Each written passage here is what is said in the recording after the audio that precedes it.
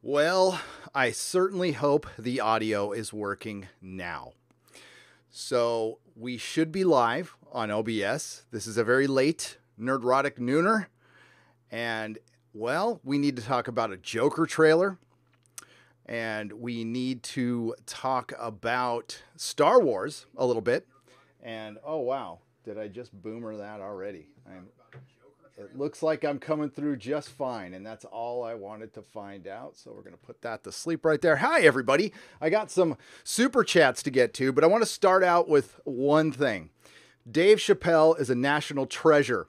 I tell you. I just watched his special while I was at the gym, and it was hilarious. And we need to praise David Chappelle because he is doing what I asked and what a lot of us here have been asking. Somebody needs to start mocking this crap that's been going on. And he did it. And he mentions something that I've mentioned before, and he's mentioned before. I'm not saying I invented this, but part of normalization of anything is being able to make fun of it. You know, when you're in tight with your boys or your lady friends, is when you can, especially us dudes do this, we give each other shit. That's part of being a bro. That's part of being a friend. And that's part of being a family member. We do it all the time in this household. You should hear me and Mrs. Nerdrotic, our banter. I don't know. Sometimes it makes people uncomfortable, but it's pretty funny. And that's because we're very comfortable with each other, and we're very comfortable in our own skin. And that is at the bottom of everything here is this scourge over the United States of insecurity and not being okay in your own skin.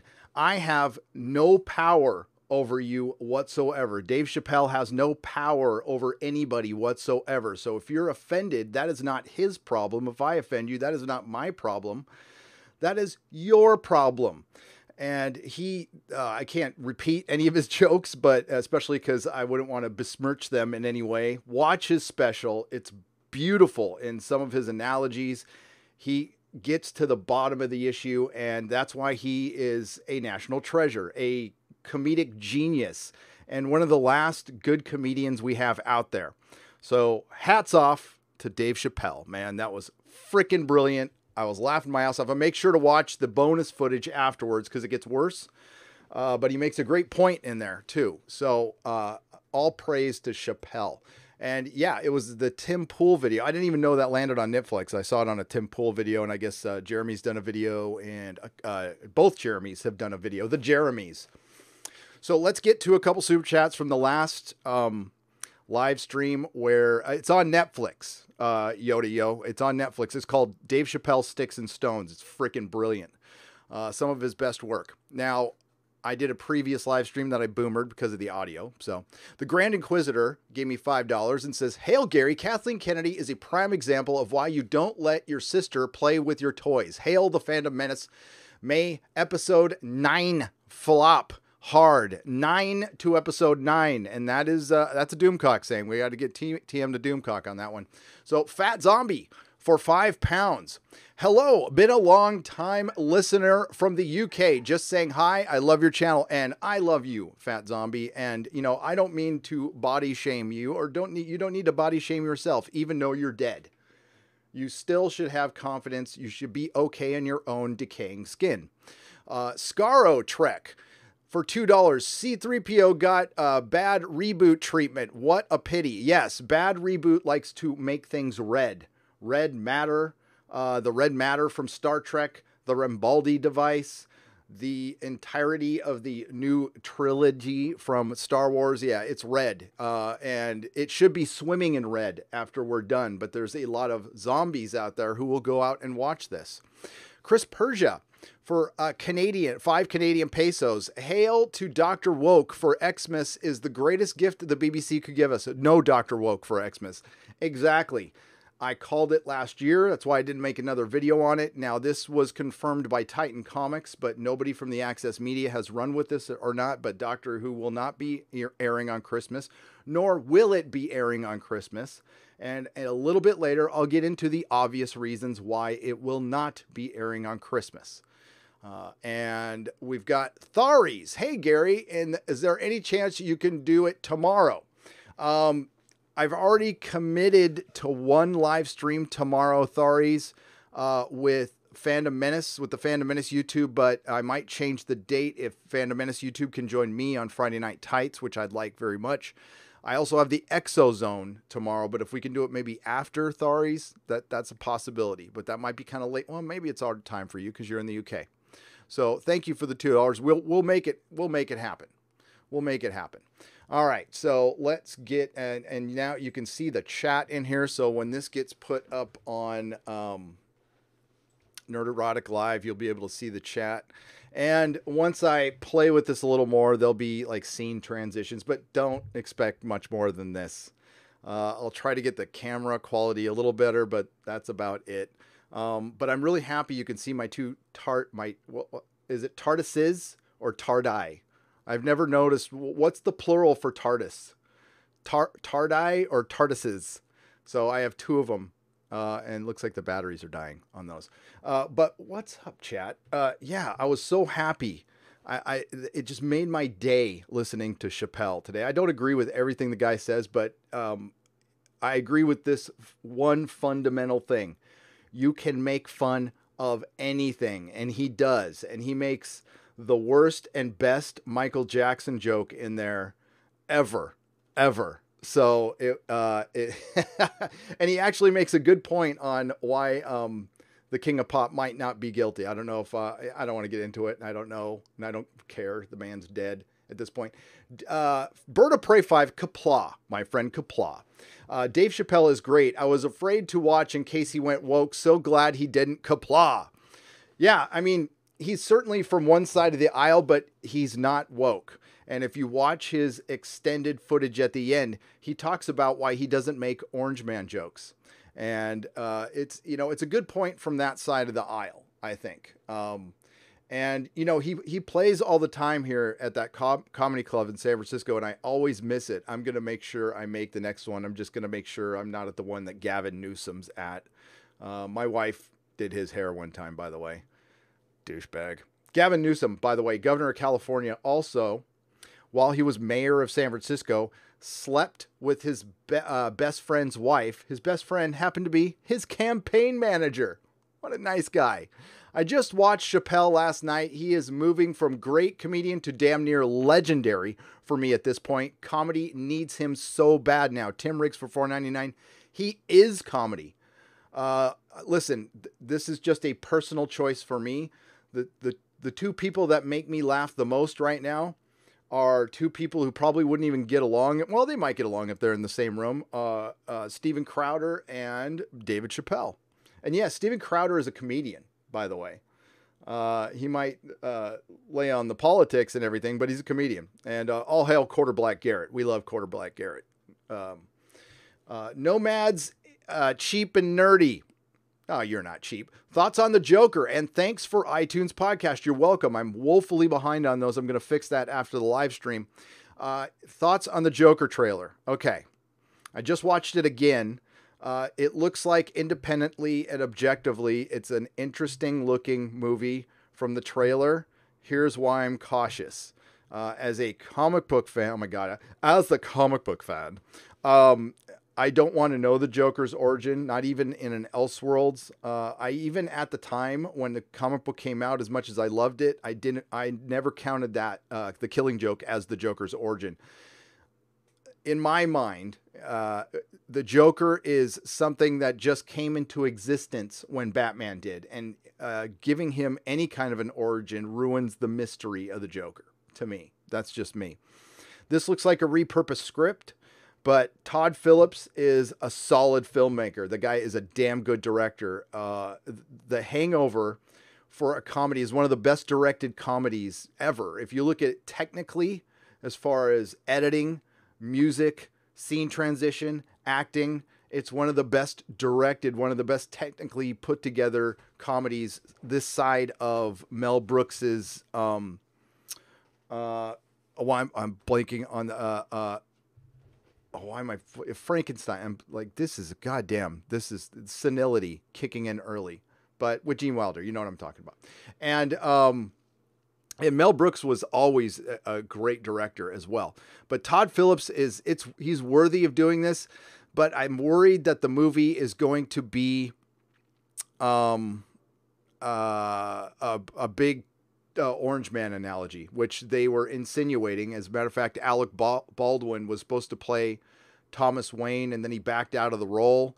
And the Thomas Wayne figure is supposed to be a stand-in for the Orange Man. And then, then I'll probably have a problem with it. So does it sound like it's going to be kind of woke? Maybe. We'll see when it comes out. I'm interested as far as just the trailers. Looking at it objectively, it looks pretty good.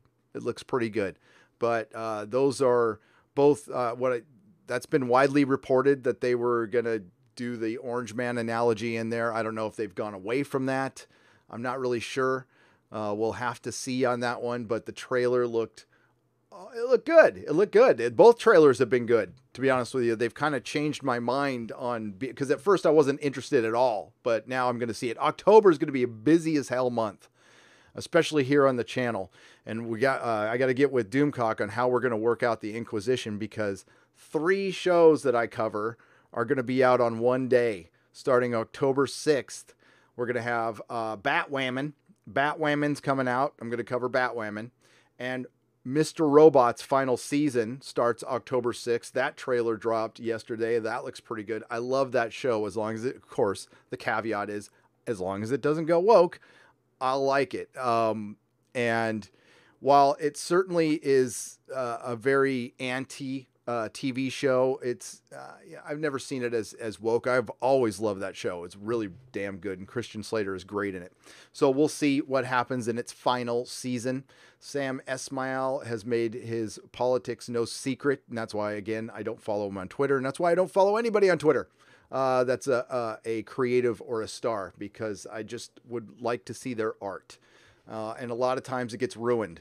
That's why I don't follow the writers of The Expanse, the book.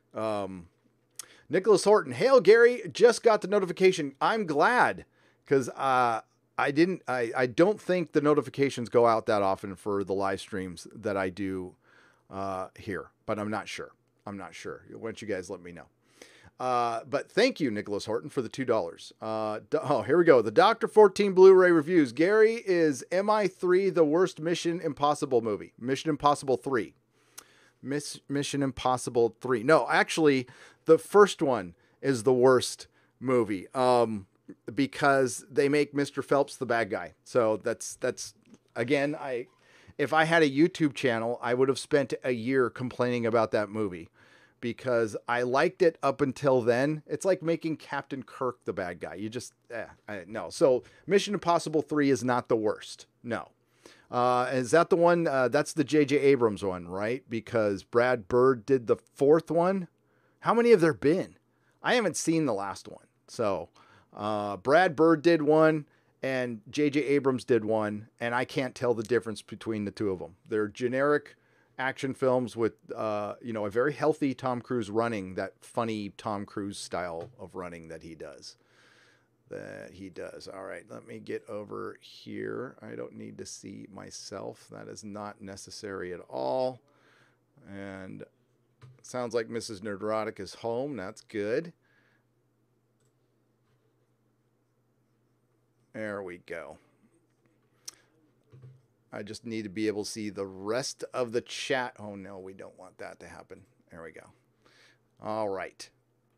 So let's get... do you want Raja Ghul original film as Rami Malek as a younger version of Raja Ghul? Asks Halam899. I don't want any solo Batman projects at all anymore. I want a moratorium on peripheral Batman characters. I want a Batman television show, and you can certainly just make Rami Malek a younger version of Raja Ghul. Why the hell not? That would be great. But I want a Batman television show, one that airs 10 episodes every year, or every year and a half. That's on HBO Max. That's done hardcore detective style, but not too grounded. Basically, taking Batman the Animated Series and adapting it to live action. word for word, shot for shot, I'd be okay with that. You would get Bruce Timm and Paul Dini to produce it, and I'm in. Take all my money. That's what I want. I think Batman's perfect for TV. I think comic book superheroes are better served on television, although they just haven't, Hollywood hasn't, bought into that other than the CW, which I don't count anymore. But it's serialized storytelling. And if you took a very serious approach as far as comic book is concerned towards Batman, everybody would watch. I mean, you would just make all the money. HBO Max, if you want your next Game of Thrones, a Batman TV show, you would get 10 million overnight views every episode, maybe more. You would make millions. By the way, speaking of millions, the Mandalorian is $15 million an episode. $15 million an episode. And we're going to get to an article from the Business Insider. They're going to give us the business. Talking about Disney's focus on Star Wars for its Netflix competitor shows it's not worried about fan fatigue, considering the amount of Star Wars they're putting out. And I don't want you guys to get confused with the amount of content they're putting out right now, because it's because of the streaming wars. So right now they're swimming in investor money.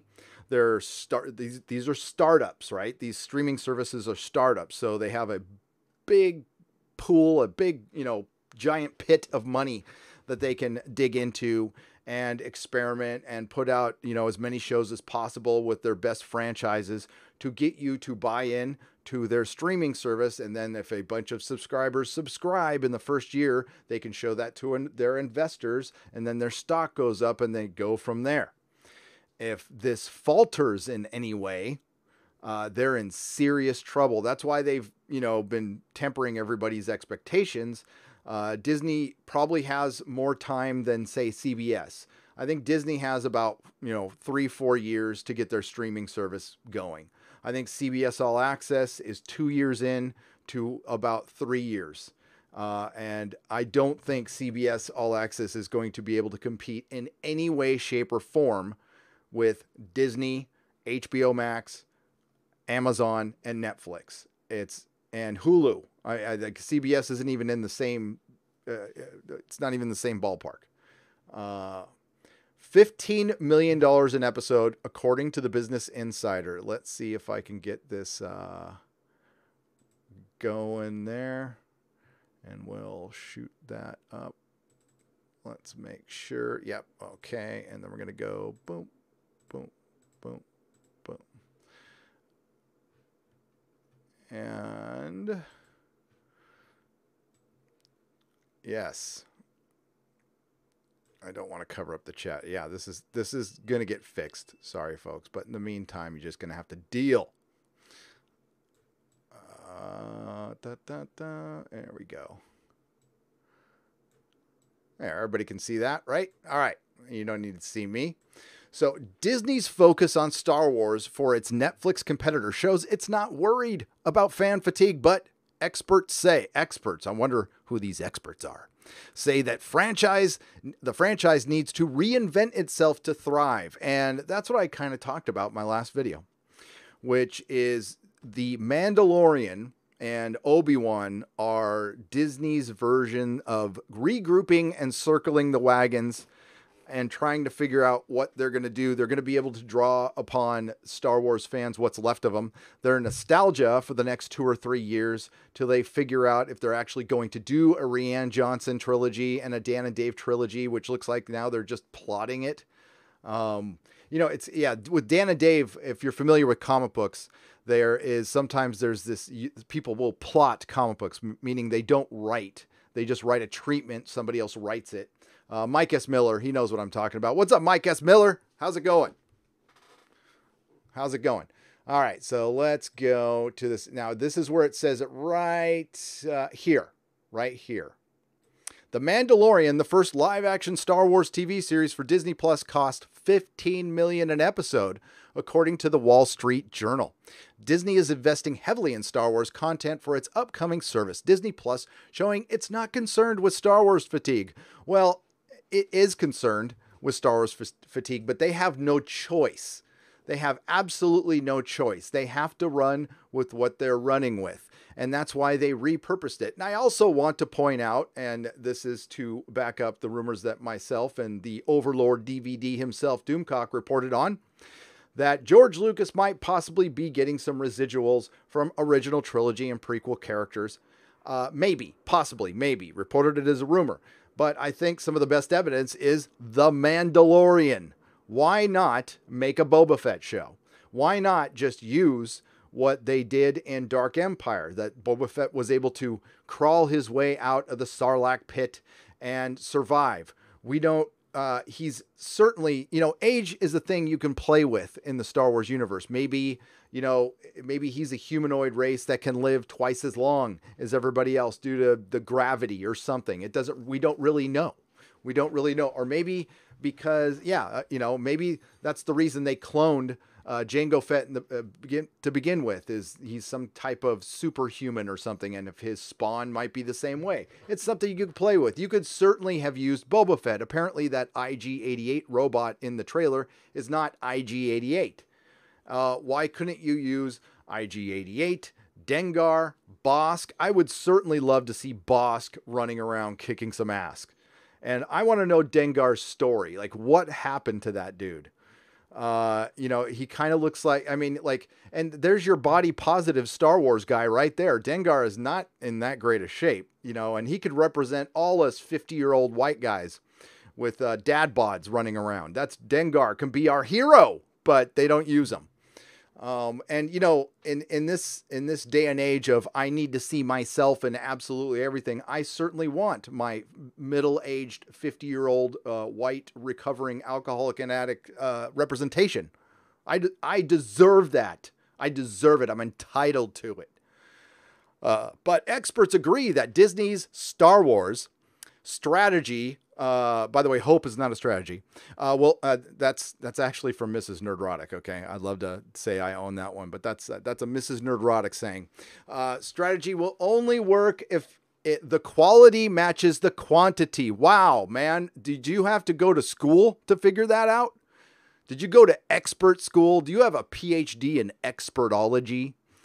To figure out that the quality needs to match the quantity. Wow. Freaking Dick Tracy.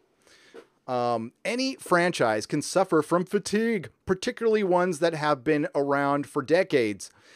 Daniel Loria, the box office pro editor-director, told Business Insider, to last into the future, they need to connect with audiences as they reinvent themselves. Well, there's no real data to go back on as far as franchiseology. Star Wars is basically the first mega franchise. So all the data we get is what we get from Star Wars. Anything before that, you might be able to equate maybe like a super group in music, like the Beatles, and the stuff only lasts, like the Beatles has lasted for decades because they broke up and they didn't get back together. That's the reason they have remained the greatest band of all time, arguably with some people, because they didn't get back together and screw up their legacy. They broke up. They stayed broken up. We got some, they found some music in the vault that they remastered, but basically the Beatles remained pure. What's happening to Star Wars is if the Beatles got back together, and I think this would have happened. If the Beatles have gotten back together, they would have made some schlock, okay? It probably would have sounded a lot more like Paul McCartney and the Wings than the Beatles. And I know there's people, I love the Wings. Okay, great. Love the Wings, but it's not the Beatles, okay? And we certainly, once we heard Paul McCartney and the Wings, we saw the difference between, John Lennon and Paul McCartney. I still love them, though. I still do. After Solo, a Soy Wars story, disappointed at the box office last year. Oh, so they admit it's disappointing. Oh, the access me. See, like I've said before, all it takes is time. All it takes is time. Disappointed at the box office last year, Disney CEO Bob Iger, known associate of Harvey Weinstein, promised a slowdown. I'm not going to let that go. Slowdown on Star Wars movies, but Disney is a known enabler, I should say, allegedly, at least according to Deadline. But Disney is obviously still confident in the Star Wars franchise after the Solo mishap. Oh, it's a mishap now. It's a mishap, everybody. So now if the Access Media says it's a mishap, it's a mishap. But if we were saying it, 2 years ago or a year ago when it came out, well, I mean, we were just istophobes. We were Russian bot istophobes. Not only is a new trilogy being developed by Game of Thrones showrunner Dan Benioff and D.B. Weiss, well, is it being developed? I think being developed is probably the key word there. I don't know if it's being executed by them. I don't know if they're actually going to work on it other than plotting it. The first movie of which comes to theaters in 2022, but it's throwing a ton of weight behind the franchise on its upcoming streaming service, Disney Plus. I think Disney is concerned about Star Wars. I don't think Disney is concerned about Star Wars fatigue at all. And they, well, theoretically they shouldn't be, because there's still plenty of Star Wars fans. There's still plenty of passion for Star Wars fans, but Disney is sure putting Star Wars fandom to the test. Burning up as much goodwill as possible, as quickly as possible. Paul, oh my God, I'm not saying his last name. What is this? Dargaragabedalian? Who? I mean, dude. Okay, Paul Durgarabedian. The ComScore senior media analyst told Business Insider, if Disney thought there was going to be Star Wars fatigue, they wouldn't be putting out all of this content. Wow. More stating the obvious by experts. See what happens when you go to school, kids. You can state the obvious and get quoted in Business Insider. The Mandalorian, the first ever Star Wars live action series, cost $15 million an episode. The Wall Street Journal reported in July. That's on par with what the final season of Game of Thrones cost, and pretty damn close to what Star Trek Discovery cost. And look what that money did for you. So spending a lot of money on an episode doesn't mean you're going to get some good TV, but you all know that. The series will be available to stream when Disney Plus launches on November 12th. By the way, it's going to be weekly. And I count that as a blessing, because I get to cover every episode live like I did with all the television before, and it will only help pretty much every channel in the fandom menace. And there is more Disney plus Star Wars content in the works, and we know about this, blah, blah, blah.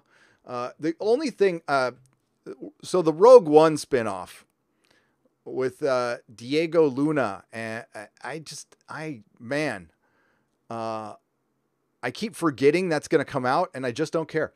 The streaming battle is first and foremost, yeah, Tom, by the way, Tom, if you're out there for Midnight Edge, you really should have trademarked Streaming Wars at the time, buddy, because they're using it heavily. The streaming battle is first and foremost about content, and content that you ultimately will not be able to get in other places. I did not know that, Stephen Beck. Thank you for pointing that out. The founder and managing partner of consulting firm CG42 told Business Insider.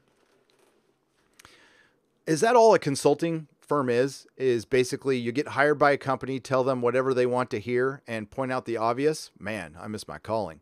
The consumer will ultimately make some choices based on content they want and exclusively of the content. When you think about the four main engines of Disney Plus, Disney, Pixar, Marvel, and Star Wars, those are four mega properties to have. No shit. Wonder how much they're paying that guy. Disney, I'd be cheaper, but I'd tell you the truth, so you probably wouldn't like me. Unlike the looming competition in the streaming war, you see that, Tom, right there? Sorry, right there, man. You could be getting a nickel every time they say that. Apple TV Plus, which, I mean, like, I saw the trailer for Apple's first show, and I think they're dead in the water. Warner Media's HBO Max, which is a player, and NBC Universal, which I don't think is one.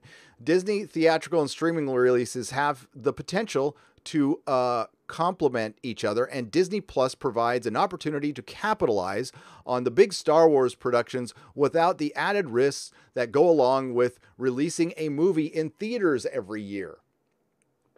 So basically, they're saying they have a bunch of money right now, and they can put out as much as they want. Wow. Here's the thing. We're going to find out pretty quick how many streaming services people will generally put up with. I already know, you guys already know, because you've been telling me here in live streams for a couple years now. Three max, maybe 4. But it's going to turn into cable. And like a lot of people have said, there'll be some company that comes out that's an aggregate that will put them all together in some kind of package, and you're paying $80 a month again. What's the damn difference? I like the a la carte thing. I don't like that I have to wait an extra day, but I would much rather just pay for a show, a singular show that I want to watch, and I'll just watch that show. Of course, then the streaming model would fall apart, okay? Because basically what's happening with D Plus is Disney's back catalog, to state more obvious, and a couple of new Star Wars shows are going to float everything else that's on there. That's been working for Netflix for a while, but see, this is proof, I believe, that the binge model has failed. That Disney Plus is going weekly. I think it absolutely proves that the binge model has failed. The reason the binge model fails is for obvious reason. You're spending a ton of money on something that's forgotten within days. What happened with Altered Carbon, which was a pretty damn good show, but it was forgotten pretty quickly, and it feels like it's been forever. Well, they're finally filming it. It's gonna come out next year. The thing is, if you drop everything at once within 72 hours, the people who binge it, and you don't get all that free advertising that you get from YouTube or from the Access Media, who write articles after each episode. And I do what I plan to do on a show that I like or dislike, say for The Expanse. If The Expanse is smart enough to release weekly, but it doesn't look like they are, which I'm going to be critical of, I would do a live stream and a video. So that's 2 pieces of free advertisement, and extrapolate that out to all the other channels that will be covering it. Star Wars knows what's up as far as that's concerned. So let's get to a couple super chats, and then we'll get to the chat. Oh man. Oh boy. Hang on. I'm blind. I need to blow that up a little bit. You guys would laugh if you'd see how, like, I have to blow up my phone and the computer, like these giant letters with my glasses. It's bad. It's bad. So we get it after Tharies. Let's go down a little bit here. Oh boy. Sorry, folks. Hey, it could have been a lot worse. Michael Maloney for $10. I use my monthly free credit on Audible to get Star Wars Galaxy's Edge, and even having it read to me is unreadable. So is there a book on Galaxy's Edge? Michael, thank you for the $10. Oh, I've got to listen to it then, because if it's as bad, Chuck Wendig's book, Aftermath, I'm trying to think. Nope, it's the worst book I've ever read. It's the single worst book that I've ever read cover to cover. Now, usually books, if they suck, I toss them. It's freaking unreadable. It's unlistenable. Yeah. So Bald Eagle 1787 for $5. Hail Gary. Been a while since I caught a show, but Endgame is stagnant at my store, Best Buy. Looks like you were right about the rewatchability. That's interesting to hear. Yes, Endgame, upon further review, is not a good movie. It's not a good movie, and it's a great example of hypnosis.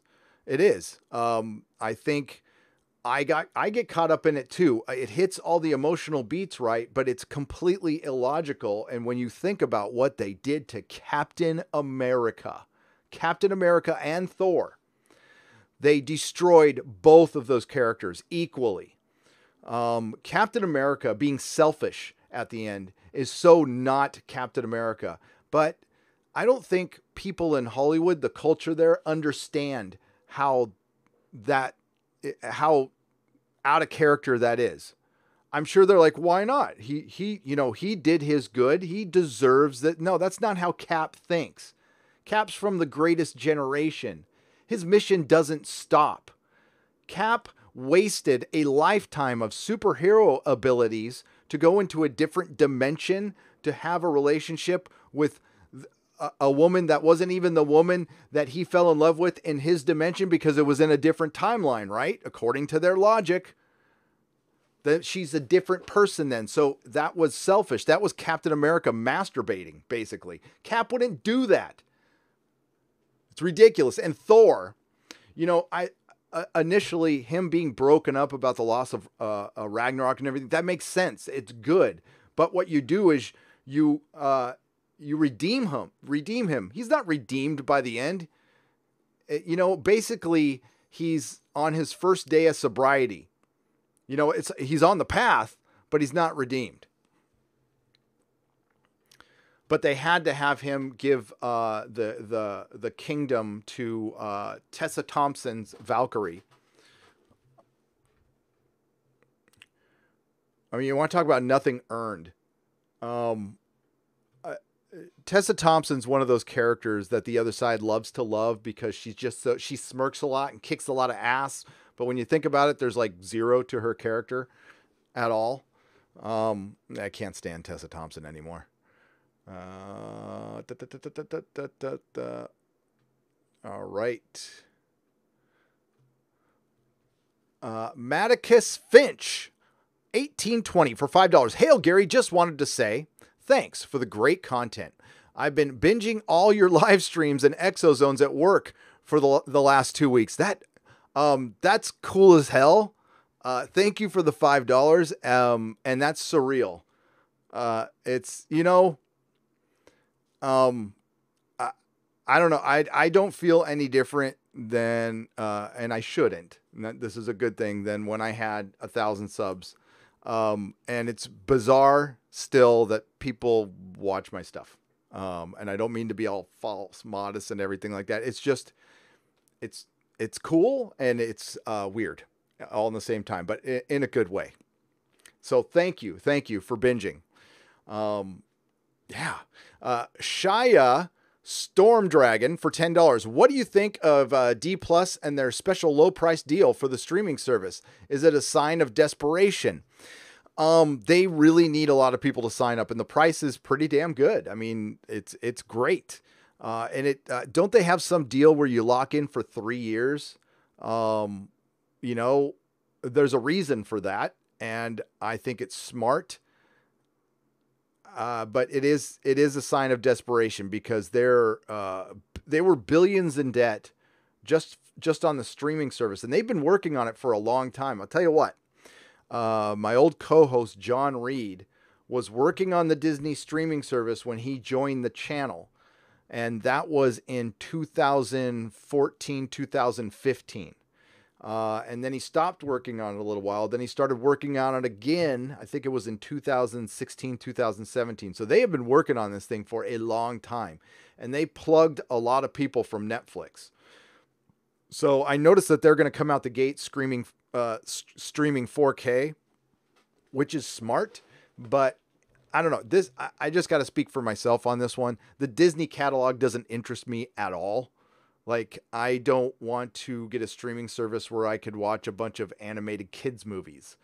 I'm not into animated kids movies.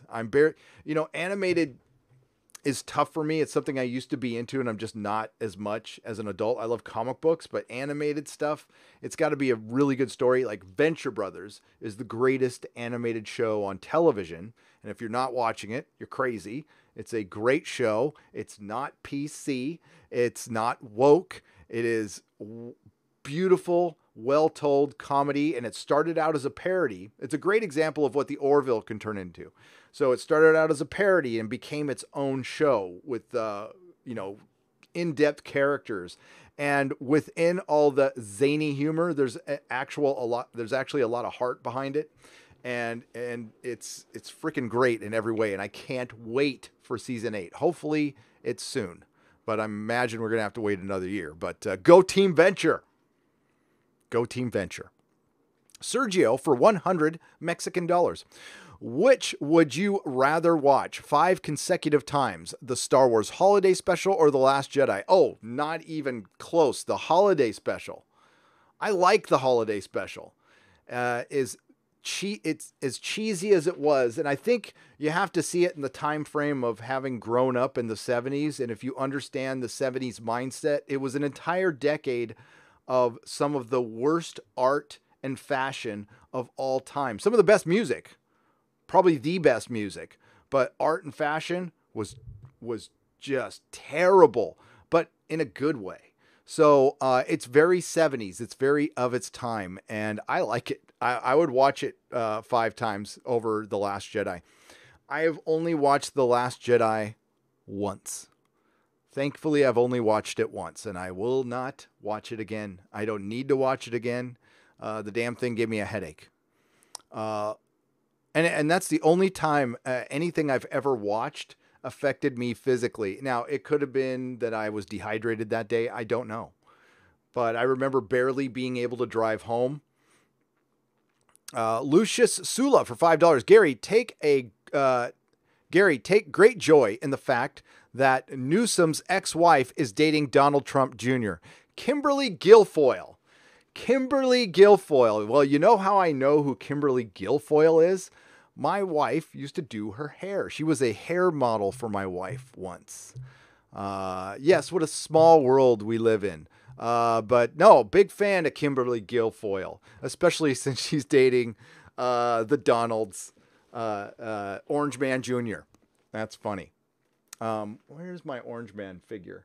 Oh, Jeremy, if you're watching, I still have to say, I have a Donald Trump, 1/6 scale Donald Trump. I got one for Jeremy. Mine's in the case right now. But I got to bring that out to trigger people. He's going to be my trigger for some people. I have a couple things that fight off, Dreckies. I did one today on Twitter. I had a Dreckie come in, called me Nerdrotic. I mean, like, really? I mean, it's funny. It's funny. So I just shot him back that picture of James Charles naked with a covering his man butt with Mikey Spock holding her phaser backwards. It was part of that meme from a couple of days ago that's already old, but I got a chuckle out of it, and that's all that really counts. Ancient, what is it? Anicet Porta Drago for 10 Canadian pesos. I saw latest Midnight's Edge YouTube post on Sony Spider-Man. Very interesting. I hope Sony will not do the Spider Woke Man. I think they probably, well, Venom wasn't woke. I'll give them that. Venom was not woke, and that is partially why it was successful, by the way, and that's why it was successful in China. So maybe not. And you know what? If it's good, I will stand corrected or sit corrected. I don't trust Tom Rothman because he doesn't like superhero films and he's cheap. But Midnight's Edge did great work on that video, by the way, and Andre and Tom and Rob do great work over there. So yeah, definitely check out the video if you have not already. I think it's a possibility. I think Disney would have definitely made it woke. So, I mean, worst case scenario, it will be just as woke. I don't think it'll be more woke. It depends on Amy Pascal, who, again, she's a lot like Jar Jar Abrams. She's very good at navigating the waters at Hollywood and very bad at actual execution. Dan Kogan for £4.99. Hi, Gary. Love your channel. I listen while running. When you pause for a thought, I think it's buffering, and I stop and check. Damn. First world problems. Well, it just takes me that long to pause for a thought. It basically is buffering. It's the same thing. It just takes a while for the thoughts to get going. Drugs are bad, okay, Dan? Keep running, though. It's very good for you. This morning, what was I working out to? I worked out to Dave Chappelle. But lately, I have been working out to either an Ethan Van Sciver live stream if he does one early in the morning, and Clownfish TV. Clownfish TV is on heavy rotation with me right now. They do great work. I really like them. And, you know, I briefly chatted with them via DMs. So I'm just, you know, I appreciate good YouTubing when I see it. Captain Corelli's Mandalorian starring Nick Cage, says Matt Joseph for $2. I would watch that. I would watch that. I would watch the hell out of that. But what we're getting is, man, I have a really crass term for Diego Luna's, what the hell, in the spirit of Dave Chappelle, Juan Solo. So Juan Solo, will have a TV show, and, you know, he's dead. He's dead. I'm not saying his character was terrible in Rogue One. Rogue One is a very watchable Disney Star Wars film, but let's be honest, it's the 10 minutes tagged on at the, not even the 10 minutes, like the minute tagged on at the end with Darth Vader that made it watchable, but it's not like, it's a decent movie. It's a decent movie. So yeah, I mean, I liked it when I came out, but I haven't watched it again. I didn't feel the need to buy it on Blu-ray, and you know, it was very forgettable. Cause you know, everybody died. So I don't really care, that much about seeing a character's past unless they're like an epic legend, like Obi-Wan. Okay, fine. You know, if you want to get into the past of like in other properties like Gandalf, sure. Give me all the Gandalf in the world, or, yeah, but I mean, that's it. We saw the best part of Diego Luna's story there, and he died with everybody else, and they got the plans for the Death Star. There we go. So, Unhinged Crank, best continuation of Star Wars was the Archie Goodwin and Al Williamson newspaper strip. They told the story of Ord Mantell, the Executor, etc. Yes. And there is a very hard to find slipcover, hardcover book set that I am still looking for. I forgot what the publisher was, that collected those. And I remember racing to the paper to read those. Now Al Williamson and Carlos Garzon did the illustration for the Empire Strikes Back and Return of the Jedi adaptations for Marvel, as well as the Blade Runner adaptation. They did a lot of cheating. I think they were tracing a little bit from the cells. I don't care. It was beautiful. I love those. The Blade Runner adaptation is great. I am a big fan of early Marvel movie adaptation comics. I love the Time Bandits one. They're worthless, but I love them. I love them to death. So yes, you Unhinged Crank, spot on. Thank you for the $5. Could not agree more.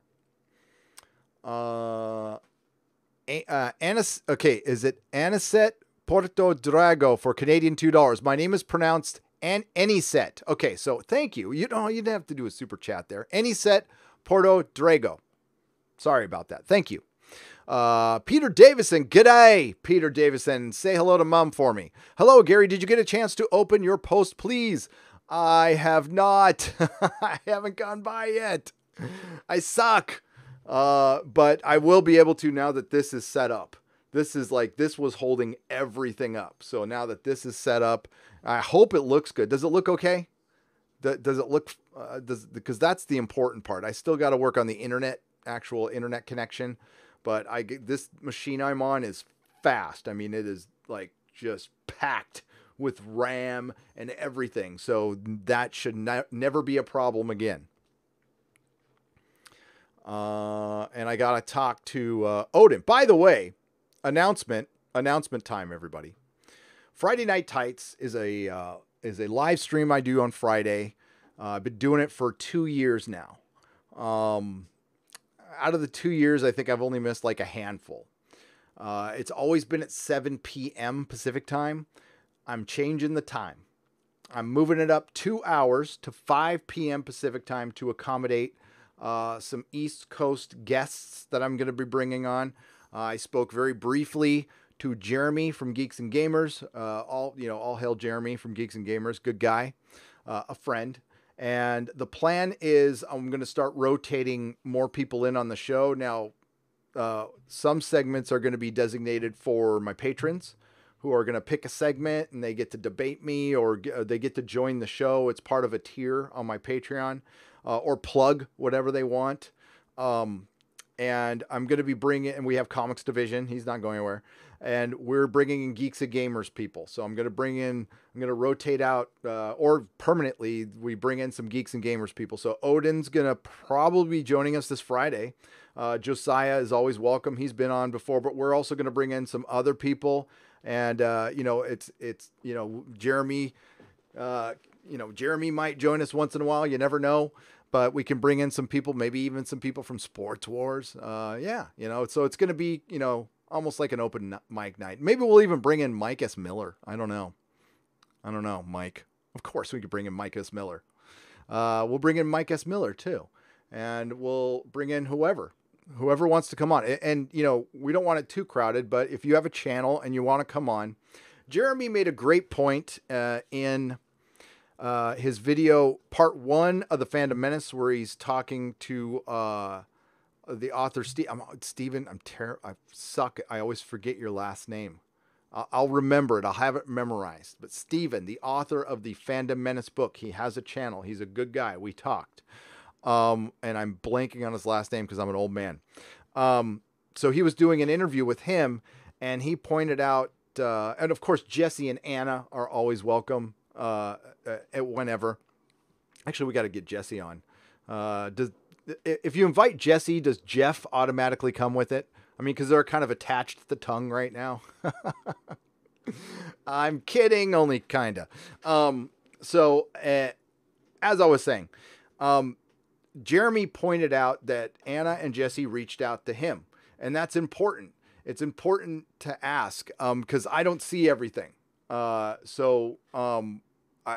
would love to get people to come on. All you got to do is ask, and you can come on. It's cool. Even if you don't agree with me, I'd love to have a good debate, a good healthy debate. But every time I've offered that to somebody who's come in and trolled me and stuff, they just run away. Typical. Destiny Captain. Oh, something smells good. I think dinner's cooking. Oh my God! The one good thing about Nerdrotic #1, the big son, my son, who's 6'6" and looks like a cross between Eddie Munster and Lurch, but a handsome version. He's a damn good cook. Oh fuck! It's like having my own personal chef here. It's great. Got to double the workout though. Destiny Captain for $1.99. Gary Toxic mailbag today. Thanks for all you do. No, because I didn't go by the PO box. The the UPS store has called me twice a day now. Will you please come? It's adult ADHD. That's all I can say. Mark C for $5. Do you think The Mandalorian is Dave Filoni's audition for more control over Star Wars content?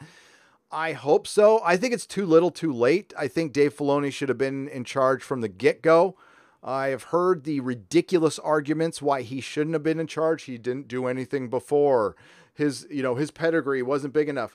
Didn't Marvel just hire some fundamentalist, crazy feminist to run a TV show on D+? I'm forgetting her name on purpose. But they couldn't have Dave Filoni run Star Wars. I'm not seeing the logic there. I'm pretty damn sure Dave Filoni could have ran Star Wars from the get-go. If him and Jon Favreau were running Star Wars, and Favreau, helped get the MCU going. So he's got some good cred there. If those two were involved, and you still could have brought in Kathleen Kennedy. She could have just had her name there and let them do work. But hindsight's 2020. Yeah, Dave Filoni should have been in charge, and I think the show will be probably better because of him and Jon Favreau. And even if the show is great, which it could be, it's a great thing that's in the past that doesn't move the story forward and doesn't move the overall Star Wars story forward at all. But it could be, Mark C. I agree with that sentiment. Although I believe he doesn't need to do that. And I'm sure you believe that as well. Sam Whiskey for $4.99. Hey, Gary, Disney wants to turn Star Wars into the black hole, and Star Trek Discovery is on Apple TV. It's on Apple TV. See, this is where CBS has failed already.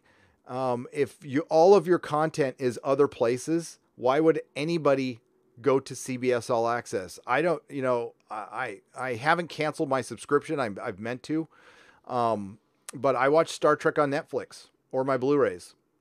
I don't watch it on CBS All Access, and I'm wondering how long. So that's interesting. STD is on Apple TV. Well, it better get some penicillin.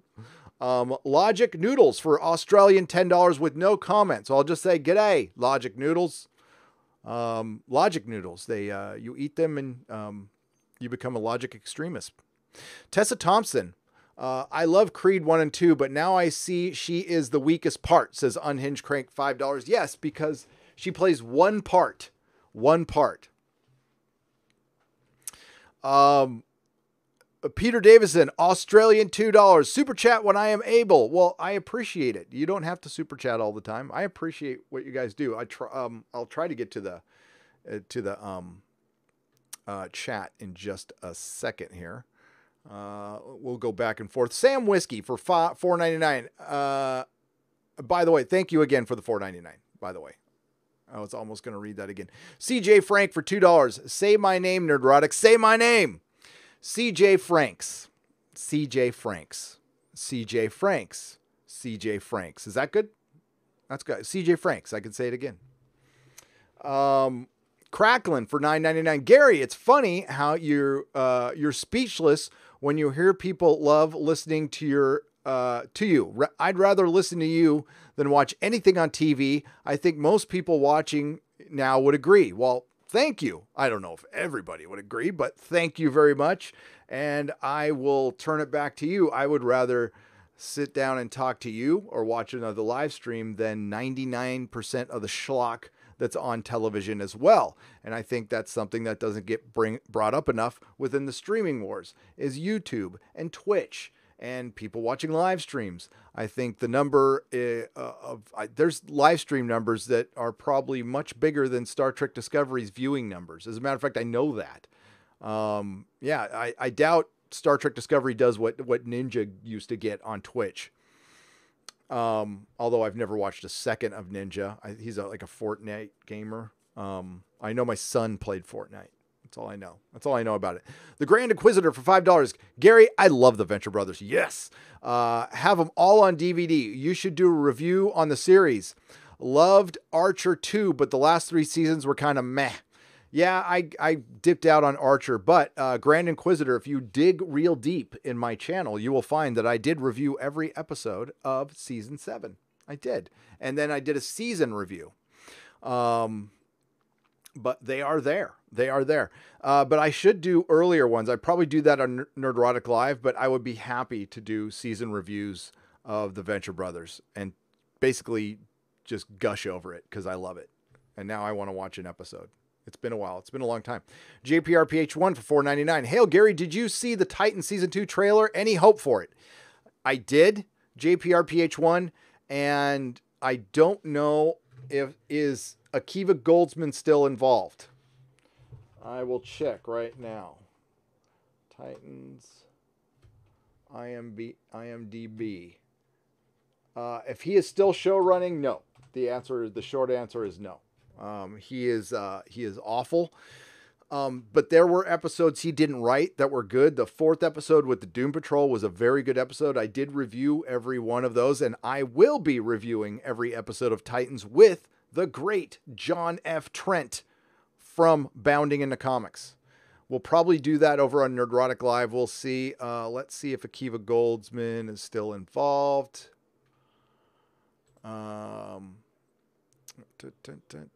Yep. Greg Berlanti, Akiva Goldsman.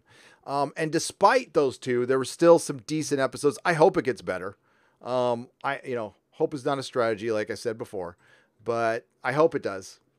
Because they're bringing in They're bringing in Batman. So on a TV show, of course I'm going to watch. That is September 6th, I believe. So that will be the first review on September 6th.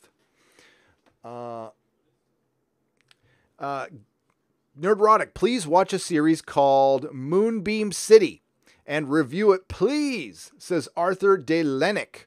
I will note that down. What is it?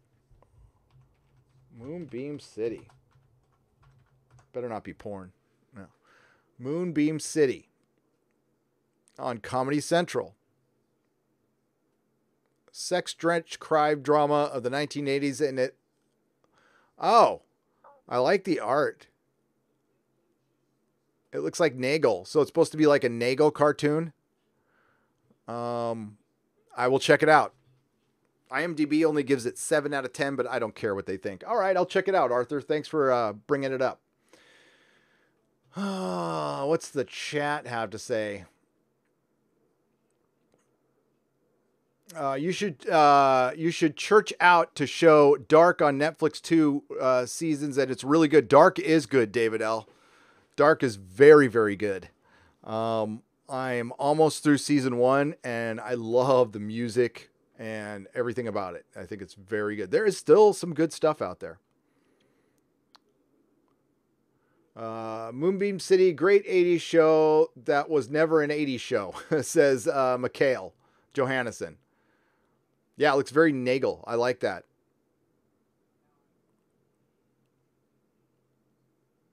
Don't have a TV. Cut the cable years ago, although I'd like to see Years and Years, says Cardinal Sin. Is that Years and Years? Isn't that Russell T. Davies' show? Well, I'm sure if you're creative and you sail the high seas, you can see it. You can see it.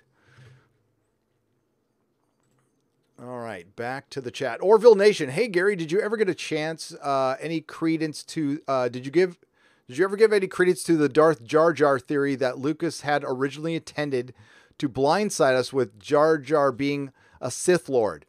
I would never give credence to that. That would be utterly ridiculous. The only thing I like what he did, I genuinely like Jar Jar being involved with being manipulated into allowing Palpatine to take over the Senate. I thought that was interesting. That was one of the interesting things. And I will still stand by my statement that the novelization of Revenge of the Sith is a very good story. And if George could have found a way to actually adapt that, and it would have been fantastic. It would have been, honestly, all you needed to do was make a movie out of that.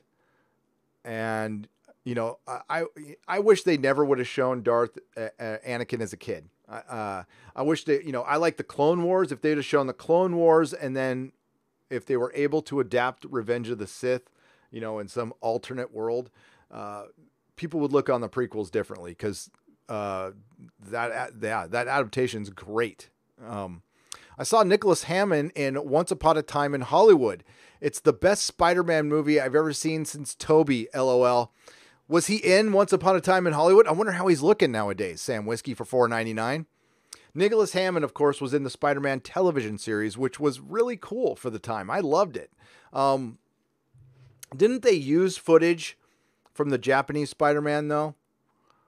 Did they, like, borrow footage from that, or did they shoot footage for itself? I don't know. I have it on bootleg.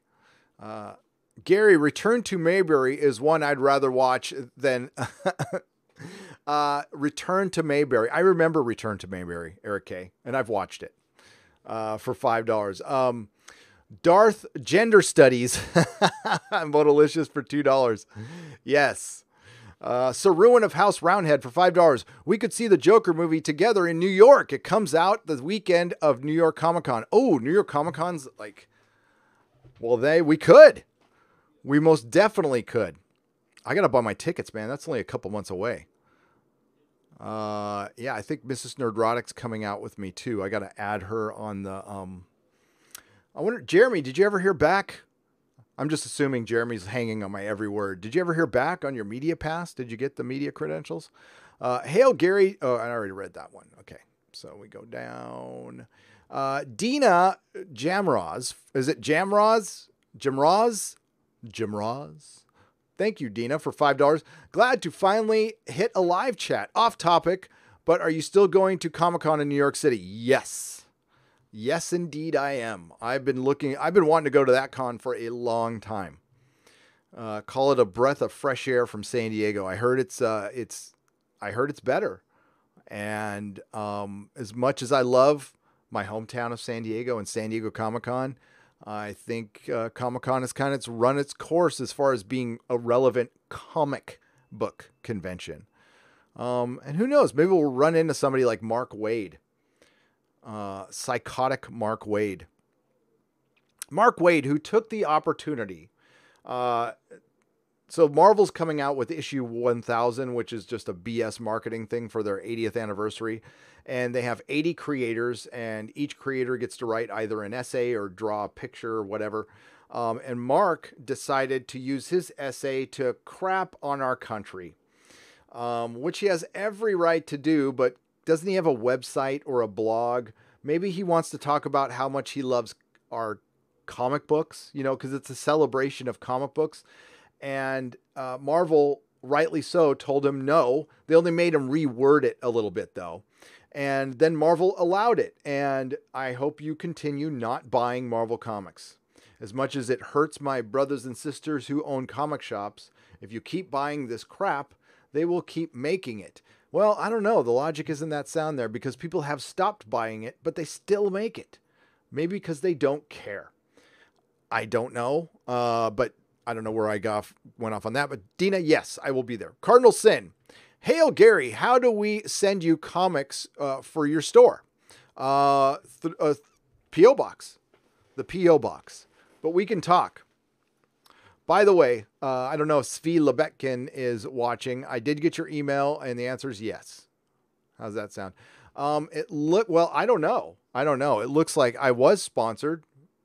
They said they wanted to sponsor me, and then I didn't hear from them again. And this is what I get for saying yes to one person. So I've turned down a bunch of sponsors, like a bunch. And I was going to say yes to one of them because Dave Cullen said yes. So I was going, if Dave Cullen can do it, I can do it. And they offered me something, and it was fair. It was nice, whatever. And I said, sure. And then never heard from him again.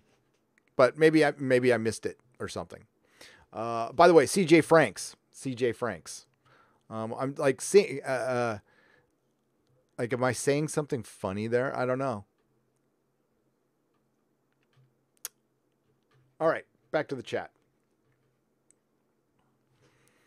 Hi, Mary Ashmead. By the way, I want a big shout out to my wrenches, and we've got to start out with, I don't want to say the oldest, the wrench who has been with me the longest, Mary Ashmead. So if I get an M in the chat for Mary, that'd be, I would really appreciate that, because we love Mary Ashmead. She also wrenches for Doomcock. She is a great wrench. And of course we have Mark Lazerth. So that M could be for Mark as well. Mark is always here. Greatly appreciated. We have Chris Persia. We have DJ D Show. When they show up, we have the Cinema Queen. We have Christy Miller when they're here. So I do appreciate the wrenches who come out and work so hard. So thank you very much. I know, because my live streams, which used to be scheduled, are kind of sporadic now. Oh, look at that. Look at all those M's. That is brilliant. That is brilliant. Thank you very much. You guys are great. So thank you. And yeah, I plan on doing something very special for the wrenches this Christmas. So their work will not go unappreciated, because I don't take them for granted. I don't. Mary is the best. Mary is the best. And Mark, you're not so bad either. Mikey, by the way, Mikey, I don't, you guys can never see my shirts, but I'm wearing one of my favorite shirts, my Heath Ledger Joker shirt for the Joker trailer here. I was just thinking of you, Mikey, there. So yeah, Doctor Who is missing another Christmas special again. Now this is reported on by Titan Comics. They put out, I guess in previews, a solicitation saying that, well, since there's no Doctor Who Christmas special this year, we're going to do a 2-part story. Now I can't show this on Twitter. I might do it in a video. But I didn't want to do a single video on this because I've already done one. We had heard rumors that there might be a festive special this year, but it wouldn't be on Christmas Day. Stephen Moffat already said back in 2017, the only reason he came back and did the awful Twice Upon a Time is because Doctor Who would have lost the slot with the BBC because it's really competitive right now if they abandon it. So that's why he came back, hastily wrote an episode, got Peter to come back, and did Twice Upon a Time because they didn't want to lose the Christmas slot. And Chris Chibnall didn't want to start on Christmas. So what does he do the next year? The frickin' moron, Chris Chibnall, loses the Christmas slot. So now they can't just get it back. Now, I'm sure Doctor Who has plenty of juice with the BBC, but they would have to change their scheduling. And that's aside from the other reason I have stated before, I will state again, and I will stand by this, that they don't want to put Doctor Who on a specific religious holiday because they don't want to associate Doctor Who with that holiday. You can use your imagination why. But I'll tell you why it isn't. I'll tell you from a fan perspective, nobody cares if it's on Christmas. If you're an atheist, there's plenty of atheist Doctor Who fans. I would say there's a large portion, just like there's plenty of atheist Star Trek fans. I don't think an atheist Star Trek fan or Doctor Who fan gives a crap if it's on Christmas. I don't think a practicing Muslim and if they're a Doctor Who fan, I don't think they give a crap if Doctor Who is on Christmas Day, personally. But I think the BBC thinks they care and doesn't want to put that on Christmas Day. I can certainly believe that the BBC would not want to, because they want to sell this throughout the world now. And they're considerate of other markets. And they're like, oh, we call it Christmas. That might offend somebody. We get right back to offended culture, cancel culture. And that's why Doctor Who is not on Christmas. And the tradition was a modern tradition, but it's still, listen, when I really started getting into Doctor Who again, it was because of a Christmas special. All right. And that's what started getting me into Doctor Who again. I had watched it in the PBS days, but it was a Christmas special that lit up Doctor Who for me. So, and now I, obsessively got into it. I watch an episode every day. As a matter of fact, my first review, Doctor Who and the Silurians, will be on my Patreon in the next couple days. And then I'm probably going to run through all of the Pertwee stuff. I might just do it in order because I'm just fully into Pertwee right now. And the reason they drop it was for political reasons, was for stupid reasons. It also shed some light on how hastily they put these things together. Like Twice Upon a Time was a hastily put together show. So that shows that they could put one together last minute with a few months to go. They could throw a Doctor Who episode together and put it out, but they don't want to. Now, how does that play into the rumors that we've heard? Well, again, I want to point out that they showed them filming the Cybermen, and that doesn't mean a showrunner hasn't been fired. That doesn't confirm anything, because I will point out that Star Trek Discovery kept filming when they fired their showrunners. So we've got that. Very interesting thing from Titan Comics, though. So Titan Comics, probably blabbed on this Christmas special when they shouldn't have, or maybe they have old information and maybe the BBC has changed their mind. That's a possibility. Titan Comics also put out something else that was interesting. One of the artists was offered up pages from the comic if you responded with a comment on his or her Twitter. I can't remember. You went into a drawing to get one of the pages from one of the comics. There was a tweet from this artist saying, hey, there's no interest. I can't believe nobody's commenting on this. And we're not getting enough people to enter this contest for the Doctor Who art. Now, I looked at the art. The art was fine. But as many people pointed out, it's the actual content. Nobody cares about Jodie. So they couldn't get enough people to enter for a free actual comic page from Doctor Who. That's how much interest has gone down. We've already seen verifiable evidence that Star Wars, the fan base is eroding.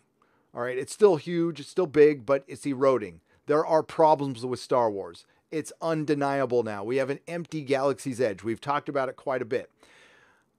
What kind of shape do you think Star Trek and Doctor Who are in? Now, again, we're in streaming wars. And there's also, with the BBC, there's something different going on. There's Jodie. They can't admit failure with Jodie at all. If they do, they would be taking a giant L. And the BBC is not going to do that. So they're going to do everything in their power to keep Jodie going. The interest in Doctor Who, whatever goodwill they had earned over the last few years in the States. And that's my perspective here in the States. Doctor Who was huge here, bigger than it's ever been. They've lost it all. It's right back down to where it was probably, I'd say, right at the time Eccleston came aboard and they relaunched the series. I'd say that's where the interest is. Prior to that, it's just low. Nobody cares anymore. People have moved on. You've got your hangers on. You've got, Dr. Freedom out there. You got people who love the show, who want it to be good. But if you keep watching Jodie, it's the same thing that's happening to Star Trek, to Star Wars. You're enabling bad television. Don't enable bad television. It's better to not have any at all. We have Big Finish. We have 55 years of great TV that you can go and rewatch. And listen, the Jodie fans need all the time in the world to go back and watch that practice of the male gaze that was Doctor Who 55 years prior to Jodie popping on. Because I'm guessing a lot of the Jodie fans don't actually watch a lot of the old Doctor Who or any of the old Doctor Who or classic Doctor Who. And now they have plenty of time to do it because there won't be a Christmas special. Thank God. I consider that a Christmas present from the BBC. Thank you very much. We'll just get Jodie over with all at once, and it will be premiering during Picard. So it should be a very interesting time around here at these parts. Anyone planning to go see Star Wars 9? Only to review it. Only to review it. Sam Whiskey, Doctor Who is dead. Time to reboot the Voyager. It's dead. Sam, it's dead. Interest is dead. The only people who are, listen, this is where you need fans like me. Fans who will be interested in your I love Lord of the Rings. I would say it's not at the top of the world as far as franchises are concerned, but if they put out anything, I would buy it. I'm that kind of a fan. So Doctor Who needs a fan like me when it has these dark times who are going to buy the Big Finish stuff and the action figures and the Third Doctor Big Chief action figure and the Eighth Doctor Big Chief. Yeah, that's me. That's what I'm going to do. But guess what? Buying them secondhand now. I'm not going to buy them directly because I'm not going to give the BBC money. Not with that logo on it. The logo with the female symbol on it. Yeah, no, not doing it.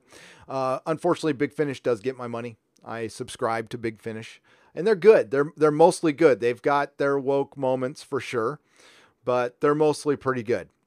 It's quality stuff. Plus, I love me some audio dramas. By the way, if you sign up to my Patreon very soon, you'll have access to the audio theater, which is all my my audio collection. I'm going to start making it available in a secret location on my website that you'll be able to access on my Patreon. And I think we're going to start out with the BBC Spider-Man radio show from the early 90s with Brian May from Queen doing the music. It's wonderfully awful. It's a bunch of English people trying to do New York and Queens accents. It's freaking wonderfully awful. Imagine if they had the balls to set Rey as an infiltration Sith who was actually controlling Ben remotely and who enabled the F order or the First Order to track down the fleet. Says Spinky Datai for 10 pounds. That would be more interesting than what they presented us with. See, that's why you in the chat are brilliant. You guys have more creativity than JJ has. So yeah, again, I would be more interested in that. If Rey was going dark and they actually went there and they planted the seeds throughout the trilogy, it would have been a lot more interesting. But as far as like you would need a redemption for Ben Solo. Well, to me, he's irredeemable, but he might be redeemable to Hollywood because killing your father might not be that big of a deal because they hate fathers anyway. Yeah, who's spamming in there? Yeah, bail on that spammer. Thanks, Mark, for getting that. No spamming. Get the hell out if you're spamming. Sam Whiskey and Collector Dude Down Under for Australian $10. No comment there. Am I missing the comment? Hang on. Let me make sure. I don't see anything there. Collector Dude Down Under. Hang on. Let me pop it over here. Oh, I don't see anything, but thank you for the $10 Australian. I greatly appreciate it. We have we had 1,600 people watching. That's good. Hey, Gary. Hey, Gary, what's the plan for the meetup in New York? Says Loquacious Primate for $2. I don't know yet, but it depends on the other YouTubers. Cause, I don't know my way around New York City. So, I've got a couple friends who live there, but I'll let you know. I'll let everybody know. We'll figure out something. I'm thinking shawarma. I like shawarma. Mary Ashmead for $2. You are not supposed to do that, Mary. So yes, our wrenches are not supposed to give super chats because they do enough work and I feel bad, but thank you, Mary. Gary, thank you. You are the best. No, you are the best, Mary. You are the best, Mary. Thank you. Tim Riggs for $1.99. Woke Lord of the Sith wielding a trans saber. Right. Oh, I loved, man, Andy from the UK's freaking tweet is genius. I love the Swiss Army knife and then the bottle opener doing a little beep at the end. I thought that was such a nice touch. I was laughing my ass off for that. Must be way back. That spam was gone a while ago, says Rhaegar. Thank you, Rhaegar. What's up, Rhaegar Targaryen? Man, and that sucks what they did to Game of Thrones. Rhaegar, do you think George R. Martin's legacy is ruined because of the show Game of Thrones? I want to ask you because I know you're a fan. Just let me know in the chat. You don't need to super chat it, but I'm asking you that question because I'm saying yes. I'm saying his legacy is effed, and it wasn't even necessarily his fault. Him taking a long time with the book is one thing, but the show, I think, has killed a lot of interest in his book. Or do you think I'm wrong on that one? I'm open to that one. I don't know. New York City is both extremely easy to navigate and infinitely simple to get lost in, says Dr. Meatball. Well, if it's easy to navigate like London, I had never been to London in my life, but I found their whole tube system was wonderful. It was color coded to avoid confusion, and I was able to get around.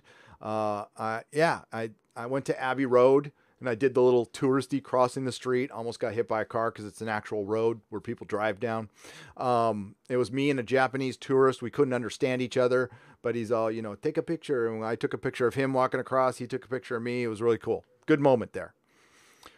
See, music bringing people together. We couldn't even understand each other, but we hung out for a little while. He was cool. I had a cigarette. He had a cigarette. I was smoking back then. So. In 2020, it will be 9 damn years since A Dance with Dragons. Damn, you're right. You're right. I was thinking the other day, it's almost been 20 years since Fellowship of the Ring came out. It's been 18 years, damn near 19 years. I was watching the original trailer for it last night without any of the Howard Shore music. And it's pretty terrible. I was like, God damn it, it's bad. Let's see. Did Rhaegar get back to me? Where's Rhaegar? Rhaegar, where are you? Rhaegar. I thought not at first, but it's pretty much done. More people know Game of Thrones through the show than through reading the books. Yeah, I was the same. Okay, so I felt the same, Rhaegar. At first I'm like, the people will still be into the books, but no. I mean, it's a lot more people are in the show than the books, to the tune of millions. Loquacious Primate, if you need a place to crash, you are welcome to crash at my house. It's not long. It's on Long Island, though, so you got to train for about an hour. That I might take you up on that. I have a cousin who lives on Long Island, but I don't think he could take me in because he's got like 17 kids. Kind of like Mike S. Miller. Mike S. Miller, I think he just had another kid while we were talking. That would be cool. That would be very cool. Go to Long Island. Long Island. Motolicious. Hi. I already read your super chat, so I'm just saying hi. Sam Whiskey, Collector Dude Down Under, Loquacious Primate. Hey Gary, what's the plan for the meetup in New York for $2? I will let you know. But right now there is no plan. I would love to meet Ethan and Jeremy. I could talk Jeremy into going. Jeff. And that if Jeff comes, I mean, Jesse will probably have to go to New York. It'll be fun. Get Odin. It'll be a good time. Joni Baloney for $5. Will you ever come to Bubba Fest? Also, I played Conan X based on your recommendation. Topless Slaves and Cannibals. By the way, how can we get a new Star Wars episode 7 through 9? Well, we won't. But what would have been great, Joni Baloney, is that they just adapted Dark Empire. Dark Empire was great. So that's my episode 7 through 9. There is an audio drama of Dark Empire, by the way, that will be available on the Nerdrotic Audio Theater as well. And now you won't be able to download it. I'm just sharing it. So I think that's legal, right? You can listen to it. I don't give a shit if it's legal. Shut me down. Try. Canadian Highlander for 2 Canadian pesos. Star Wars Kia 2009. Disney sucks. 2019. Disney sucks. They do. Disney fracking sucks. Bob Iger sucks. I've been kicked out of Disneyland a lot. And you know what? I don't hold that against him. I kind of deserved it. I was a bit of an asshole. And plus I was smuggling in illegal drugs. So that's probably against their rules, I'm guessing. And I was acting, well, really effed up. But I got kicked out one year for having dyed hair. For 1 year, they would kick people out who had dyed hair. But Disney's so inclusive now. I've never liked Disney. I've never been a big fan, but I love Disneyland. I've always loved Disneyland. I like like The Black Hole. I like that movie. I like Tron. I like John Carter. I even like Tron Legacy. I did. I thought it was okay. Great soundtrack, man. Daft Punk. Whew. Great soundtrack. But yeah, otherwise screw them. What they've done to Marvel Comics. I love Star Wars. I've loved Star Wars all my life. Again, I was a member of the fan club. I had got Bantha tracks. The last thing, aside from my curtains, or you can probably see one if I go like this. That's one of the last things. Those are vintage Star Wars curtains that Mrs. Nerdrotic got me. I also have a poster that my friend painted. It was the first non-one-sheet poster for the Star Wars fan club, and it's of the Cantina band. So I have a poster of that he signed that I'll probably keep forever. But that's it. I don't care about Star Wars. But I've always liked Marvel Comics more. And what Disney has done to Marvel Comics, I'm working on a video right now that is probably going to be a couple days away because I got to make one for Jeremy. But it's going to be mentioning a lot of other YouTubers. A lot of other YouTubers who were making videos a couple of years ago, because their videos, they can dust them off now and bring them back out, and they would be applicable for what's going on in the MCU. But what they originally made their videos on was stuff on comic books 2 years ago. And that's the reason I'm on YouTube right now, is because I was watching these guys and gals every day. Your boy Zach, EVS, Just Some Guy, Mim Hebdrum, I Love Comics. Comics Division was always part of that group. I'm missing Doug Ernst. Mika Curtis. Is it Mika Curtis? And others. We're doing some great work. They still do great work, by the way. We're doing some great work back then, and they were ahead of their time. People were calling them istophobes, and they turned out to be right.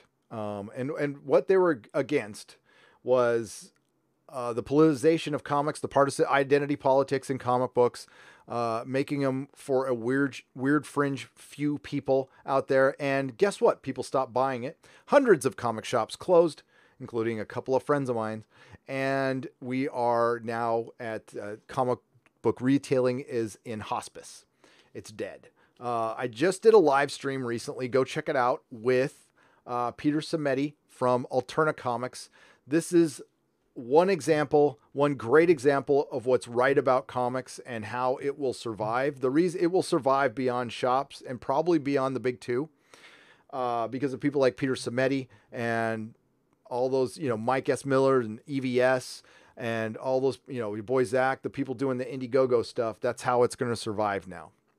Now, if you asked me that a year ago, I don't know if I'd have believed that, but I mean, like, the proof is in the pudding. It's happening. So that's how it survives. Alterna Comics, they print on newsprint. I was asking that to be done years ago. I was asking them to roll back prices. Again, I was laughed at. Maybe I was being naive, but they could have saved it, but no. And the same thing is happening to Star Wars. So what you're going to see, and what I'm starting to see, I was talking this to another YouTuber. I'll just say another YouTuber privately earlier today. And I was saying, hey, I'm noticing some of the same people who are kind of anti the comic book movement thing. They're starting to pipe in on the fandom menace. It looks like they're looking for relevancy or something. And we need to watch out for that. And boy, I even saw one in the chat here today. So it's nice to know that I've made the big time. But yes, I like John Carter. I did. Yes, it was a travesty. I mean, the book is great. Okay. I mean, like, listen, I liked it as a movie objectively by itself. As an adapted work, no, it wasn't very good. It wasn't very good. And listen, I like bad movies. Con Air is in my top 10 all-time favorite movies. It's a terrible movie.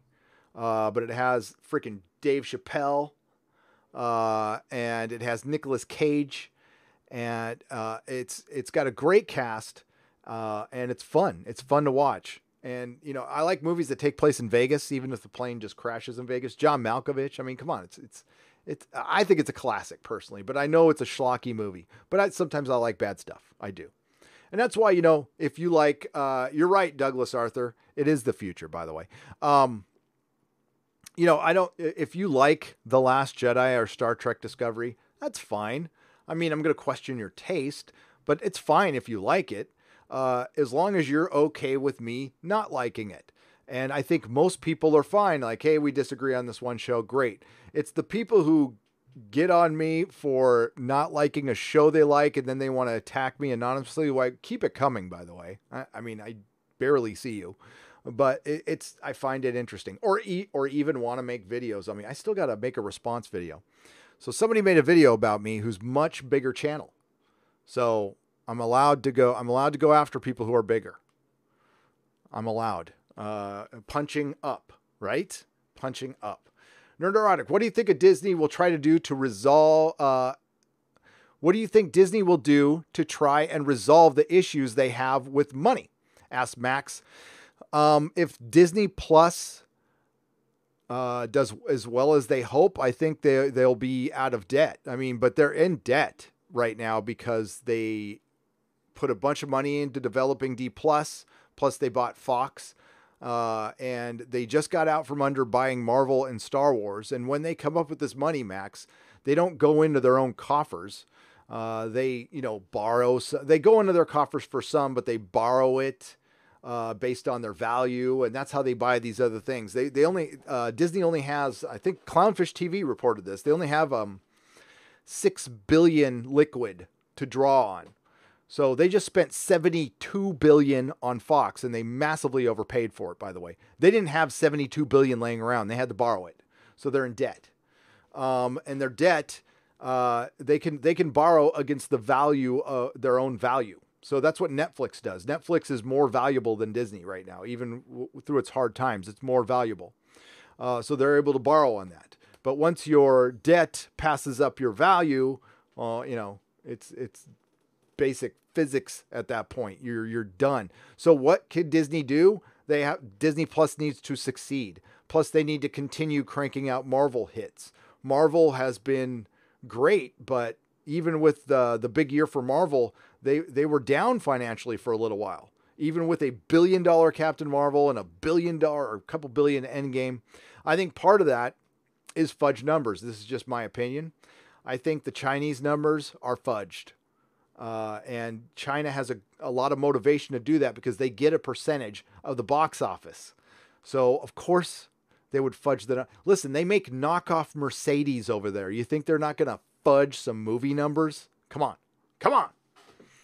So, yeah, there's a lot of skullduggery going on. Do I think Disney's going to collapse? No, of course not. They're too big to fail, which is bad. That's why I was against the Fox Disney deal. Because if they collapsed, it would actually affect our economy. That's bad. We can't have companies that are so big that if they fail, they affect our entire economy. No, I am against that every time. Adam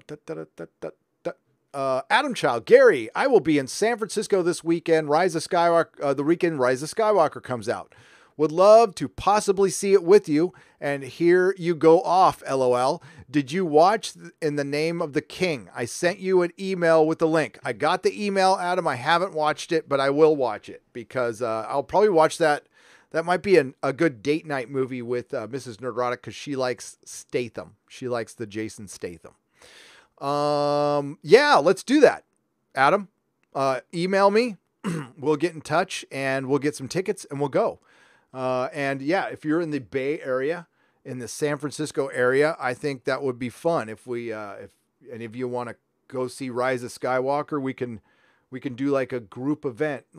Maybe I'll work it out on the website. And if you're in the area and you want a ticket, we can get like a block of tickets or something and all go watch, Rise of Skywalker. I think that would be fun and make a meetup out of it. Adam, I give you the credit for that. Let's do it. Let's make it happen. I know I can get some people who used to come to the comic shop to go, so we can get a few people, go out to dinner. We could go to, now Buca de Beppo's not there anymore. I'm going to look up this restaurant right now because it is a damn good restaurant, but I'm forgetting it's like a Brazilian steakhouse. And I forgot the name of it, but it's really good. Fogo de Chao. That place is good. So it's like a Brazilian steakhouse. They come out and you get like these giant like meat off on a skewer and stuff. So yeah, not very good for you vegans, but Fogo de Chao, good stuff. That's where we will go to eat. The Dead Monk for $5. Hated episode 7 so much I haven't seen any more Disney Star Wars. Thinking of reviewing episode 9 for my channel. Should I review it without watching episode 8? No. The Dead Monk, I think you should. I think it'd be really good if you reviewed episode 8 with like fresh eyes. Watch it, review it viscerally. You know, have your video set up, watch the movie, and then walk right over and record your gut feeling and your honest one, even if you walk away liking it. Like, that's what I would recommend you do. Let's check out your channel here. Let's go check out your channel. The Dead Monk. There you go. Well, we need to, the Dead Monk needs more than 9 subscribers. So we need to get his subscribers up. But yeah, definitely. I would watch the film and then give a visceral reaction. That's what I do. That's why, I'm not as smart, obviously, as Mahler and others, where they can break down the ins and outs and really what Mahler is great at. Now, I don't believe anybody can be fully objective, but he gets pretty damn close, and he's very good at just pointing out anything illogical with the film. He's got a keen eye for that. And so does Rags, and so does Word of Wolf. That's why they all work like really well together. They're like the police of YouTube. All right. And I'm talking, Zenyatta Mandata police, like almost perfection.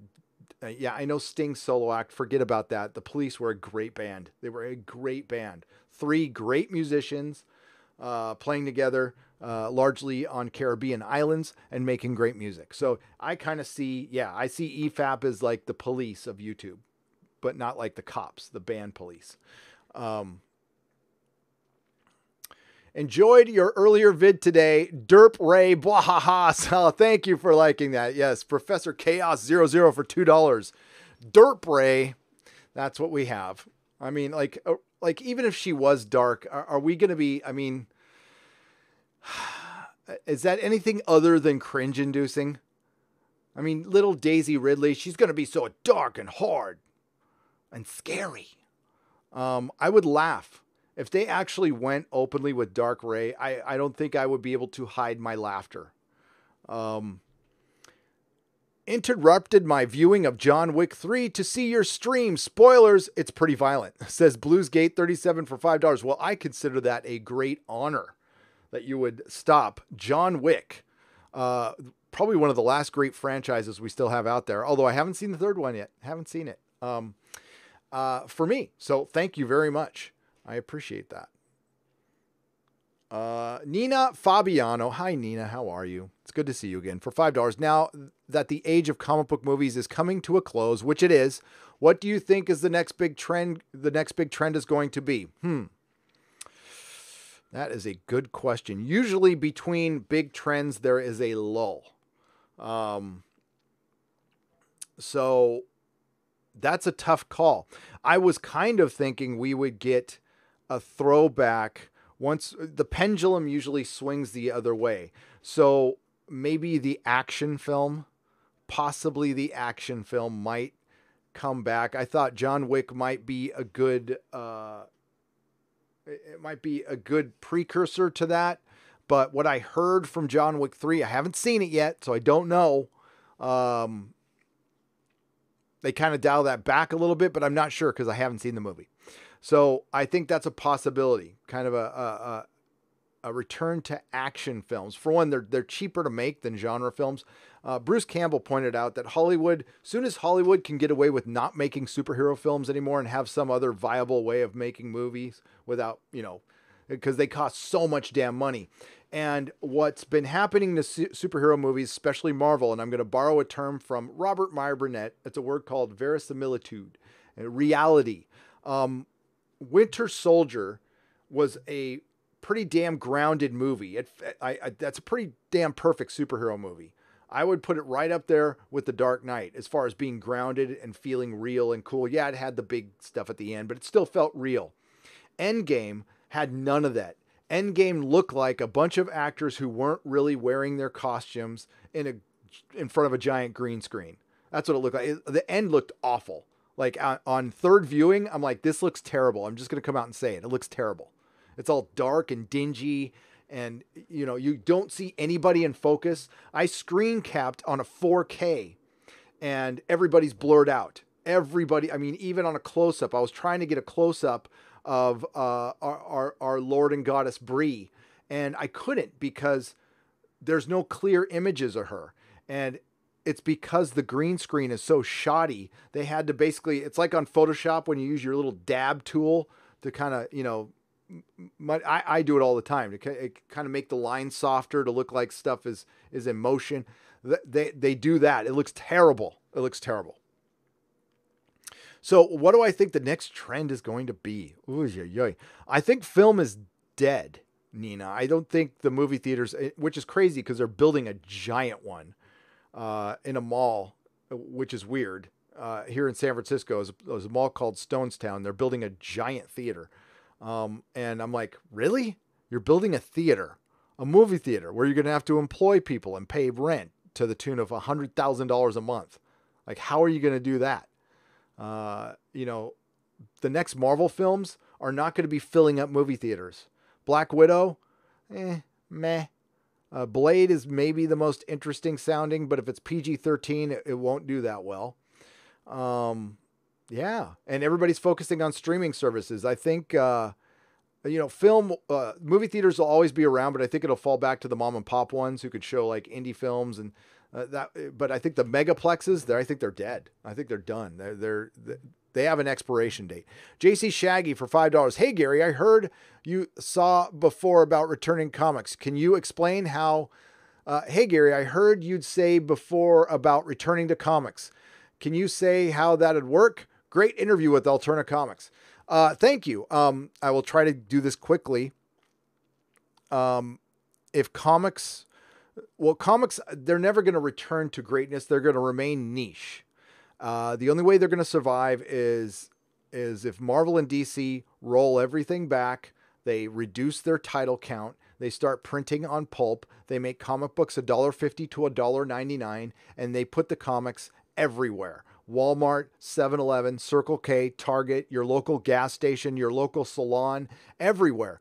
Instead, what they're doing is trying to work out deals with frickin' libraries and Scholastic, which means you're going to sell them in schools and you're going to basically connect them to the government with government oversight. Even though Scholastic is its own company, it heavily relies on city governments. So it's a government bailout. Comic books don't work like that. Plus, you're going to get PBS-like stories. You're going to get government-approved stories that can only work with the curriculum of your public schools. Nobody wants to read that shit. So you'll have independent and you'll have that. The only way it would work as a mass market, like I said before, you make it cheaper, you reduce your titles, you trim a lot of the fat, basically fire everybody at Marvel from CB Cebulski down, and bring in people who want to create comics, not become screenwriters, who want to write and draw comic books, and a 2-year moratorium on all politics. It'll never happen. Never happen. Retailers, well, they did themselves in by denying there's a problem. I still get that. They deny there's a problem. They don't think there's a problem anymore. Now, there's still plenty of people who want to buy comic books. That's not a problem. But there's plenty of people who don't want to go to comic stores anymore because comic stores became a storefront for Diamond. The direct market ran its course. And yeah, how I would return, basically Mile High Comics is doing what I had planned to do. I am going to sell back issues. The only way you could start a comic book store now is start one like you would be starting one in the 60s and 70s. You have a big ass collection and you put it for sale. Don't rely on anything new. And if you can, buy the building. So you'll probably have to be in a lower rent district, but that's where comic stores kind of belong. And if you can, buy a building and so you don't have to pay rent, and yeah, just pay property tax. But of course you have to have a lot of money built up, or you have to be in kind of a low rent area. There's no way I could do that here. So the plan is to have a pop-up and then move, and then hopefully I can buy a building someplace else. But we'll see. We'll see. That's going to take some cheddar. It doesn't have to be a huge building. Adam Child for $10. Hi, Gary. How about all the 4 million stormtroopers that are in the spaceship? LOL, gosh. I can hear Doomcock ranting now. No logic with Star Wars writers. Sounds good, Gary. See you in SF. Awesome. Yeah, I mean, Star Wars has never really needed it because it's been really good at doing that stuff. Well, I mean, the original trilogy. George was bad with it as well. Jar Jar's worse. Jar Jar doesn't think about that stuff. The mantra with Jar Jar, and it was really eye-opening to see this repeated in the Blu-ray special features for Star Trek Discovery Season 1, that anybody who works in and around bad reboot really loves the saying, but it looks cool. I know we took a look at canon, but we decided this looks more cool. Let's look at the new Klingons. How did that race evolve? I mean, there's twofold. Physically, how did they evolve? And logically, how does a warrior race that likes to live back in the Stone Age and light torches on spaceships, how did they evolve? Where were their scientists? It doesn't make sense, but it doesn't need, and Star Trek needs to feel like it makes sense. You know what's great about The Expanse? I don't personally know if it makes sense because I am not a scientist. I am a high school dropout. Actually, dropout's not the right word. I have been kicked out of high school. So I wouldn't know, but it feels right. I mean, they've really explained stuff to me that sounds very logical. That's all you need to do. The Expanse is perfect at it. Star Trek used to be pretty damn good at it. They'd throw some, sci-fi babble at you, but it was believable. Some tachyon, quantum level, whatever. But mushrooms, and shooting stars in deep space and sonar in space. And my favorite one, when Saru needed to escape from the giant seaweed monster from his home planet, he was in a room where the only place where this monster could surface out of the water, and he was locked in. So it was like an airlock, and he punches the floor and is able to pull out a device that just so happens to be able to, he turns it into a communicator. So he punches the floor, finds a device like in the middle of the floor that he turns into a communicator, and he's able to open the doors with it. It's stupid. It's the dumbest show on TV. Star Trek Discovery is the dumbest show. Star Trek Discovery. Well-named show.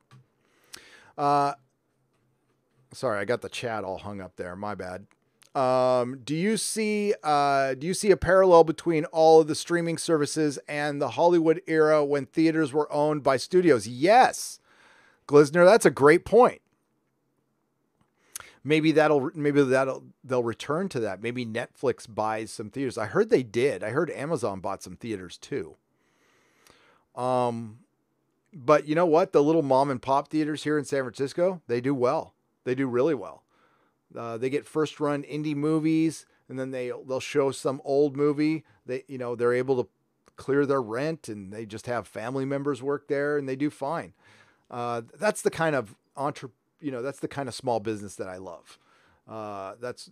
America needs a lot more of that, in my opinion. I mean, listen, the big companies have their place. Walmarts have their place. I don't think they shouldn't exist. As a matter of fact, I would love there to be a Walmart in San Francisco. Love it. It would just employ a bunch of people, and I'd be able to get some stuff for cheap, which I can't get. Believe me, the boutique Targets, the shit is twice as expensive there. It's almost cheaper for me to drive across the bay to the closest Walmart, which is like 30 miles away. Plus, they have pretty good. They used to have a good action figure section there. I don't know if they do, because I haven't been to a Walmart in so damn long, and there's no Toys R Us's anymore. Yes, watch The Orville. Al Bundy says, watch The Orville. Watch The Orville. Watch The Expanse.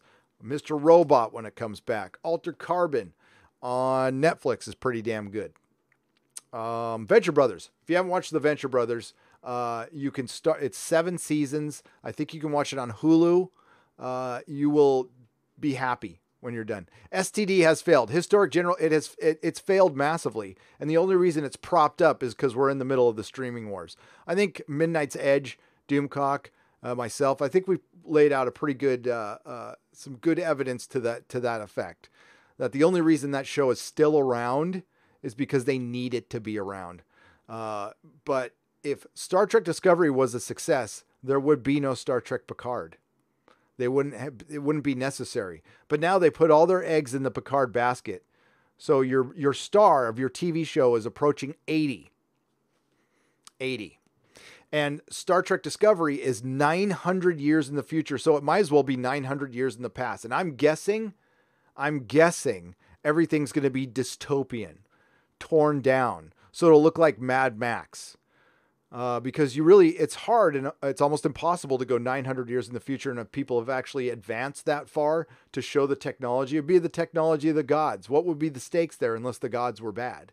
But then they would wipe out the Discovery. And I don't think Kurtzman's that smart. So my guess is there's going to be a lot of people in trench coats and rags and in ruins. And we're not going to get anything futuristic. And somehow, some way, we won't be able to learn about the Federation because there will be nothing left. And it will destroy canon because the Federation will probably not be around anymore. And yeah, it's F Star Trek Discovery. They're desperate. No, CBS All Access is desperate. They've been offering 1 week for free. They've been spamming my Facebook with it. No school for Gary. He's a punk. Art Thibert, dude. The Art Thibert is here. Everybody, hang on. That is cool. You're right. I'm a punk, man. I got kicked out. You're awesome, Art, by the way. If that is indeed, I think that is the Art Thibert. That is freaking brilliant. That's a legend right there, folks. Thanks for the you're welcome, Max. You're welcome. Grimy for Australian $5. I'm going out and buying old TV shows to see me through the woke apocalypse. And it's cheap. In Search Of is on Amazon. I think you can get the entire season of In Search Of for like $40. It's totally worth it. Yeah, just buy old TV. You're right. JC Shaggy for $2. Meant to say make comics returnable after purchase. Oh, duh. Okay, I'm sorry. Yes, that would have been something they needed to do a long time ago. Is when you buy a comic book at a comic book store, the comic shop owner is stuck with that comic. He can't return it unless it's damaged or they were shorted. And a lot of the times you don't get back what you were damaged or shortage. What they should have done a long time ago is made comic books returnable and made them available in more places. When you have more people, and the comic shops fought this tooth and nail. Brian Hibbs fought this tooth and nail, and I will tell them they were wrong. And this is why you were wrong. And you will always be wrong on this, because more people reading your comic books is always better than less. See, if 100 people buy comic books at Walmart and one of them becomes a comic book fan, he'll want to shop at a comic book store. Walmart can never offer the service that a comic book store has. So you get the first one free. You know, it's like drug dealing. You pass out the first one free, and then you find a better dealer who's not cutting his stuff so much. So that's what you should have done, and you didn't do, and that is why you fail, comic book industry. It's that simple. And I was saying it 10 years ago. I was laughed at. I was told I was wrong. I was told it couldn't be done. Okay, I guess survival's not that important to you.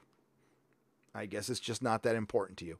But I see Alternate Comics motoring right along, doing great. I want to buy all of their comics now. After what Peter showed me, for one, the print looks great and it's the right price. $1.50 for a comic book. And you can sell more. And the more you sell, it makes my brain hurt. So your comics are cheaper. People can buy more. And if they're buying more, that means they're getting into more characters. They're getting deeper into your lore, and they would have a propensity to buy even more later. But, that's what happens with the comic book industry. You have a bunch of the retailers, they're stubborn. And let's face it, when you want to be a comic shop owner, sometimes that doesn't attract the go-getters in life. All right. But there are some, don't get me wrong, like James Sim at Isotope is a great comic shop owner who gets it, who goes out and he's like a game show host, a carnival barker. He's got a character. He wears like a suit to work every day and like a shark skin suit. He has a role to play. He has a persona. That's freaking genius. It's absolute genius. And that's why he won Best of the Bay every damn year. Because he was comic shop 24/7. Brian Hibbs, while I'll disagree with him on that one thing, crunches numbers better than anybody I've ever seen. So, he's done the comic shop retailing all his life, so he understands the ins and outs. I think the big drawback is being just in San Francisco and not experiencing, other places. Because the world, believe it or not, is not San Francisco. And I think that helped me a lot by not being from San Francisco. And that's why I had my little superhero shop, which nobody wanted. Everybody wanted to be the edgy art store here. And I'm like, oh, I'll be the dorky superhero store with men in tights. Fine. No problem. Eric Barron for $1.99. Just discovered you. You are a breath of fresh air. Well, welcome, Eric. Thank you very much. I appreciate it. Welcome to the show. Welcome to Nerdrotic. And by the way, while we're on the subject, if you are watching and you haven't subscribed, give me a subscription. I don't bite.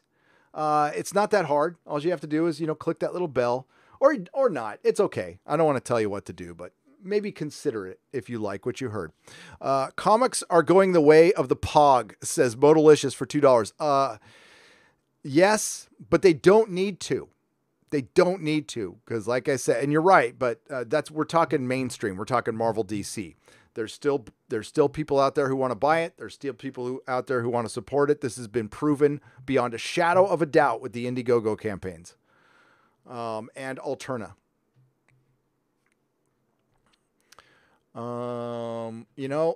Also, let me plug one thing. Alternaween is happening. The cool thing about this is Indiegogo is you can pass out Alterna comics for Halloween, which is a great idea. And some of the proceeds, so if this gets, oh, that's the first one. I'm sorry. I got to get to the second one. Here. And they will donate comics to Children's Hospital. And I tell you what, I'll do that. I've got crap loads of comics downstairs. So I'm going to bundle some up for this Christmas, and I'm just going to donate a bunch to kids, to children's hospitals, short boxes. I'll make a video about it.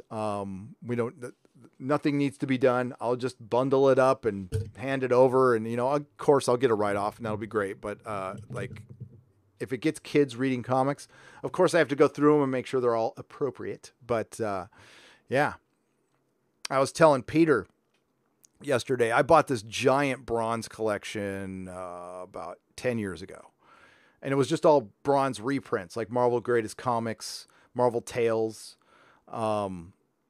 And I put them on my spinner rack, and I sold them for 25 cents a piece to kids who were 12 and under.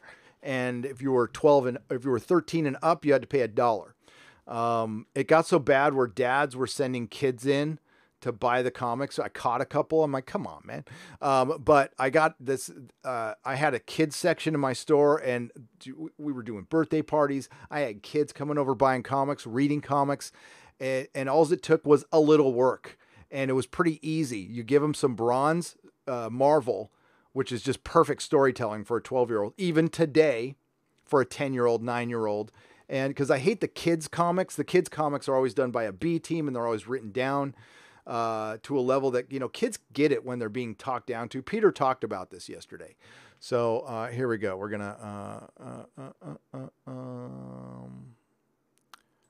boom. All right. So this is Alternaween. And they're past their goal. There's 3 days left. Check it out. You support comic books. You support newsprint comic books. You support an independent publisher who supports all comic creators. Not black. He ignores blacklists. This guy went through a lot of shite. This guy got swatted. Just because he wouldn't denounce comic creators based on the person they voted for or their religion. I know, craziness, but that's America right now. So within this, he talks about, at Alterna, we believe in giving back to the community. So for every $1,000 raised past our goal, we'll donate a box of 100 comics to various children's hospitals so kids can go out. Kids who can't go out trick-or-treating for Halloween can still have a few goodies on that day. How brilliant is that? So give this a look. I'm going to link it in the chat, and support my buddy Peter. He's a good dude. It was really nice talking to him yesterday. And there you go. That's in there. So thanks for checking that out. And there you go. There you go. Goat bacon for $10. Just discovered Alterna yesterday and promptly bought 19 comic books for $25. That's brilliant, Goat Bacon. You're awesome. You got 19 comic books for $25. That's 4 to 5 comic books right now. And I bet you that's 19 better than anything Marvel right now. Anything. So yes, support Alterna. Support Alterna creators. Another sneaky good show is Man in the High Castle, says Austin Kaiser for $2. I do enjoy Man in the High Castle, although I always call it Man in the White Castle. And then I get hungry. Gary, here is another, oh boy. Here's another $5 for your lights. Did you ever watch Killjoys on Syfy? It just got picked up for a 4th and 5th season. If so, your thoughts? I have not seen Killjoys yet, Adam Child, but I'll check it out. I will check it out. Thank you. I got to make sure I didn't skip it. Observer Dude for $5. What would be your response? What would your response be to The Last Jedi defenders who say Empire received negative reviews when it was released? My response would be, I don't know what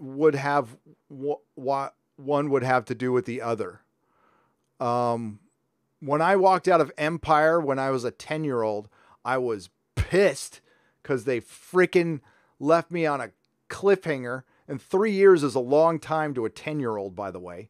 And they had never done it. I have never seen anything done. But I was also amazed that they took Star Wars and they made such a different movie. But it was still, the characters were the same. So often people like to compare, really people who don't, some people like to compare Empire to The Last Jedi. The biggest difference is the characters remained the same. They actually progressed. The characters in The Last Jedi, well, for one, the main characters, the new characters, they didn't progress at all. Rey didn't progress. Finn didn't progress. Poe didn't progress. They stayed the same or they regressed. And the legacy characters regressed. You can't say Princess Leia did anything because she barely spoke. She flew like Mary Poppins. And let's face it, Carrie Fisher did not put in a good performance. I'm sorry, she didn't. She hadn't been acting in a long time. JJ himself said she was having a hard time finding the character, and obviously she was going through some personal issues during the time of filming. So I'm very sorry about that, but that's the truth of the situation. I'm very sorry she's gone. Sorry, my dogs are barking. And Luke was treated like crap. And but as far as Empire, people were critical of Empire. I actually have those clippings. I have somewhere around here. I have my scrapbook. And I have all the reviews from Star Wars, Blade Runner, Raiders of the Lost Ark, Temple of Doom, Empire Strikes Back, Last Crusade, and Return of the Jedi in one scrapbook. And I mean, every review I could find, I clipped out. I was that much of a nerd. And yeah, a lot of people didn't like Empire. And all those people who didn't like it, about 7 or 8 years later, came around. But the fans loved it. The Star Wars fans loved it. I loved it. All my friends loved it. If Doug is out there, the official Dougie J, we saw it together. We loved it. And the action figures were the best. My Hoth play set. Oh, it was freaking awesome, man. Oh my God. Those were the good days. And that soundtrack, man. Whew. That soundtrack was so good. I could just hear John Williams when they're flying through the asteroids. Oh man. Can make goosebumps. But the Last Jedi defenders, with the Last Jedi defenders, I always question their motivation. I'm like, okay, it's one of a couple things. You have horrendously bad taste, and you have conviction in your bad taste, kind of like Major Tom. Major Tom's got a very deep voice. He sounds very convincing, and he's got horrible taste in films. If he really thinks The Last Jedi is that great of a movie, he just has bad taste. Now, bless him for having bad taste. That's fine. Coming after the Phantom Menace to defend his bad taste is kind of a leap in logic, and especially when you don't really put that many people from the Phantom Menace in your video, but whatever. That's fine. Mahler's had him on the channel. That's fine. I trust Mahler. But yeah, it's bad taste. Defending Star Trek Discovery, you have bad taste. That's okay. It doesn't make you a bad person. It doesn't make you just somebody who's got bad taste. And wanting to attack somebody to defend your bad taste, though, well, I mean, good luck with that. You're going to have a hard time making a very logical argument. I'd rather watch Andromeda than Star Trek Discovery. Sure, it was cheesy, but it had relatable characters and with actual arcs and a surprisingly well-developed universe, says Joel Timburo for $5. I will take your word for it, but yeah. I would rather watch Galactica 1980 than Star Trek Discovery over and over again. I was watching, you know what I was watching? You know what you can watch for free right now? Buck Rogers on NBC.com. You can watch all the Buck Rogers episodes. And I honestly haven't watched one in decades. And I watched the first 4. And I was actually impressed. I was actually really impressed. I mean, they're very of their time, but you know what? They have more logical character progression than anything in Star Trek Discovery. All right. I'm making sure I didn't miss any here. Eric, Adam Child, Austin Kaiser for $2. Thank you again for the super chat. Goat Bacon, thank you again for the super chat. Best time is now for $9.99. Do you think there's a future for old school graphic novels? Yeah, I do. I think there's more of a future for graphic novels. If the future of comics is indeed going to be buying directly from the creator, and we don't know if that's going to work. They've really tried this in music, like Trent Reznor did it with 9 Inch Nails. He started offering his stuff on his own website, right? Cutting out the middleman.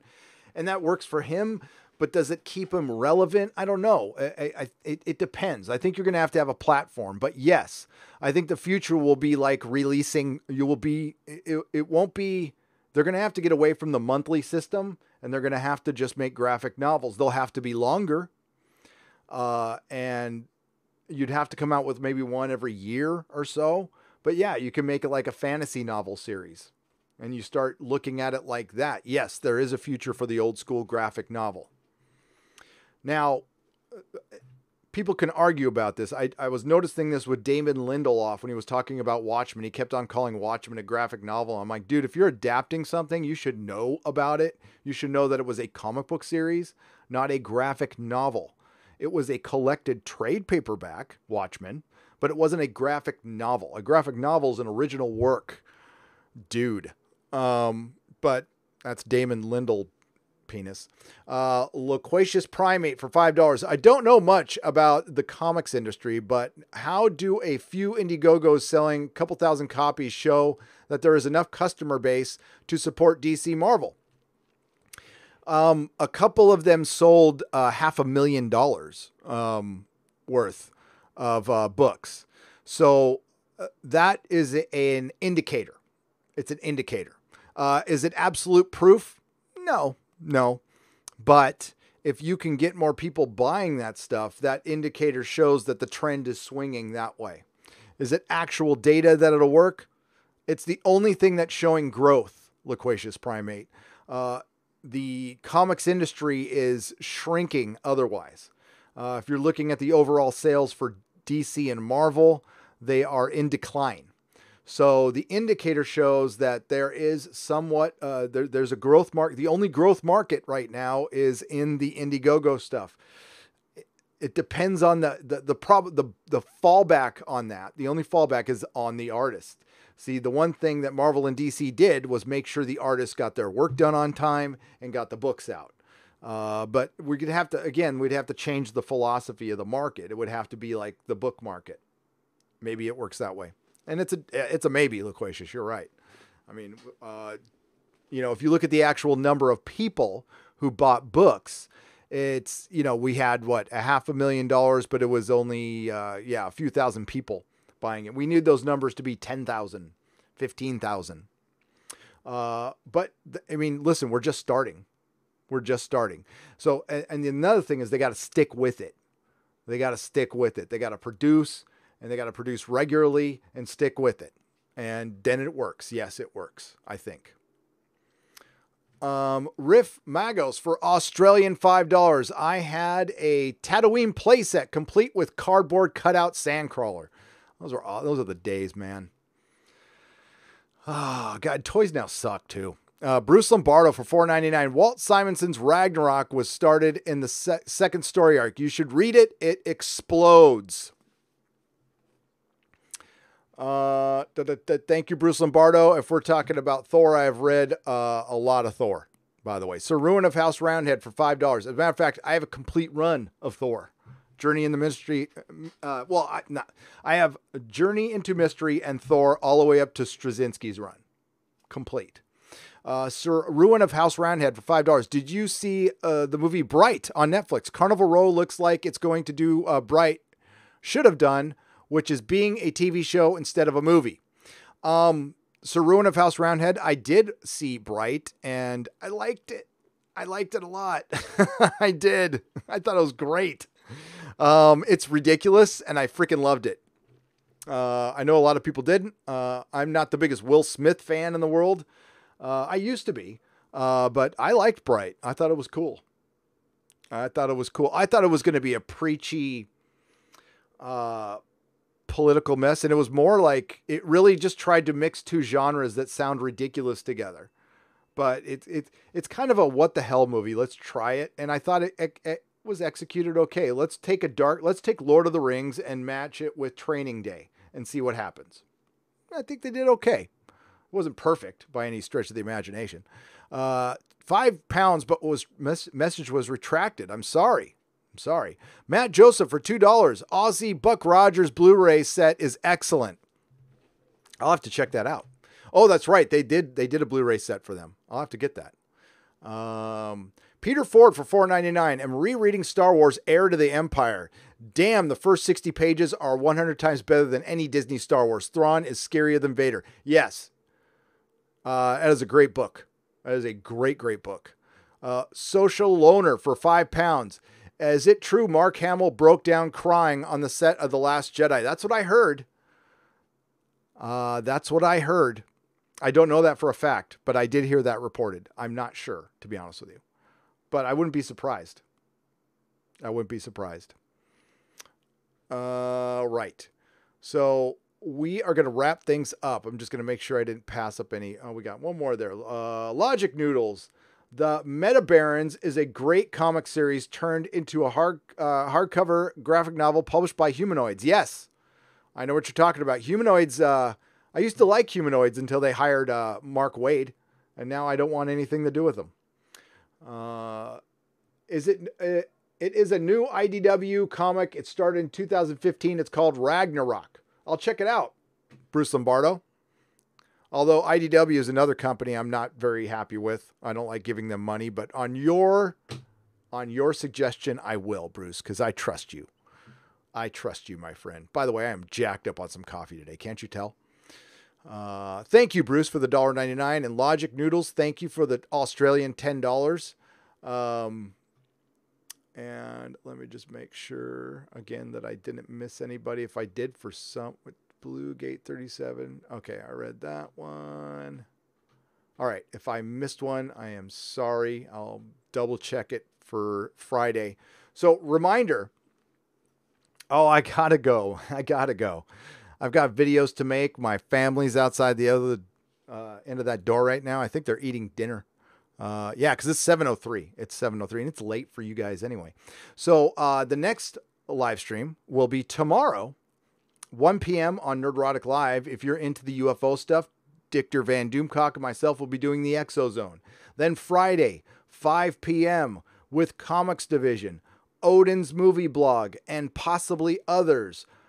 Friday Night Tights returns, and we will talk about all things Star Wars, and we're really going to dive into the MCU and what is going on with the MCU and why they are making the same exact mistakes as Marvel Comics did in 2015. Nina Fabiano, for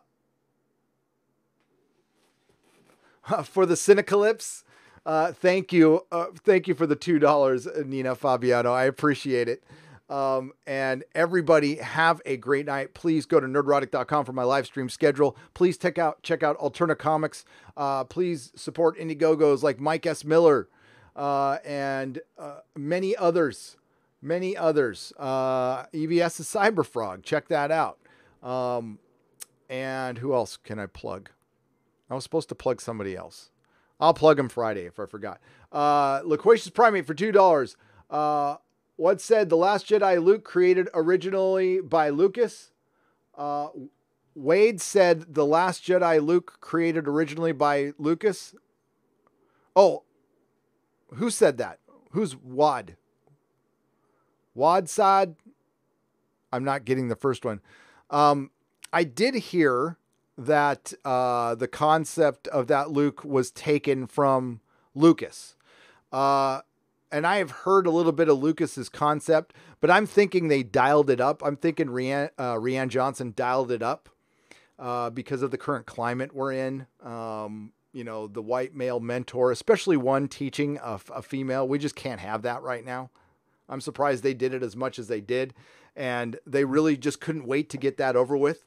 You're not going to see any white men mentoring females of any kind at all, ever. And if they do, don't worry, that man will be betraying that female later in the narrative because of the current climate in Hollywood. All right, everybody. Thank you again, Loquacious Primate. It's always with the good questions. Okay.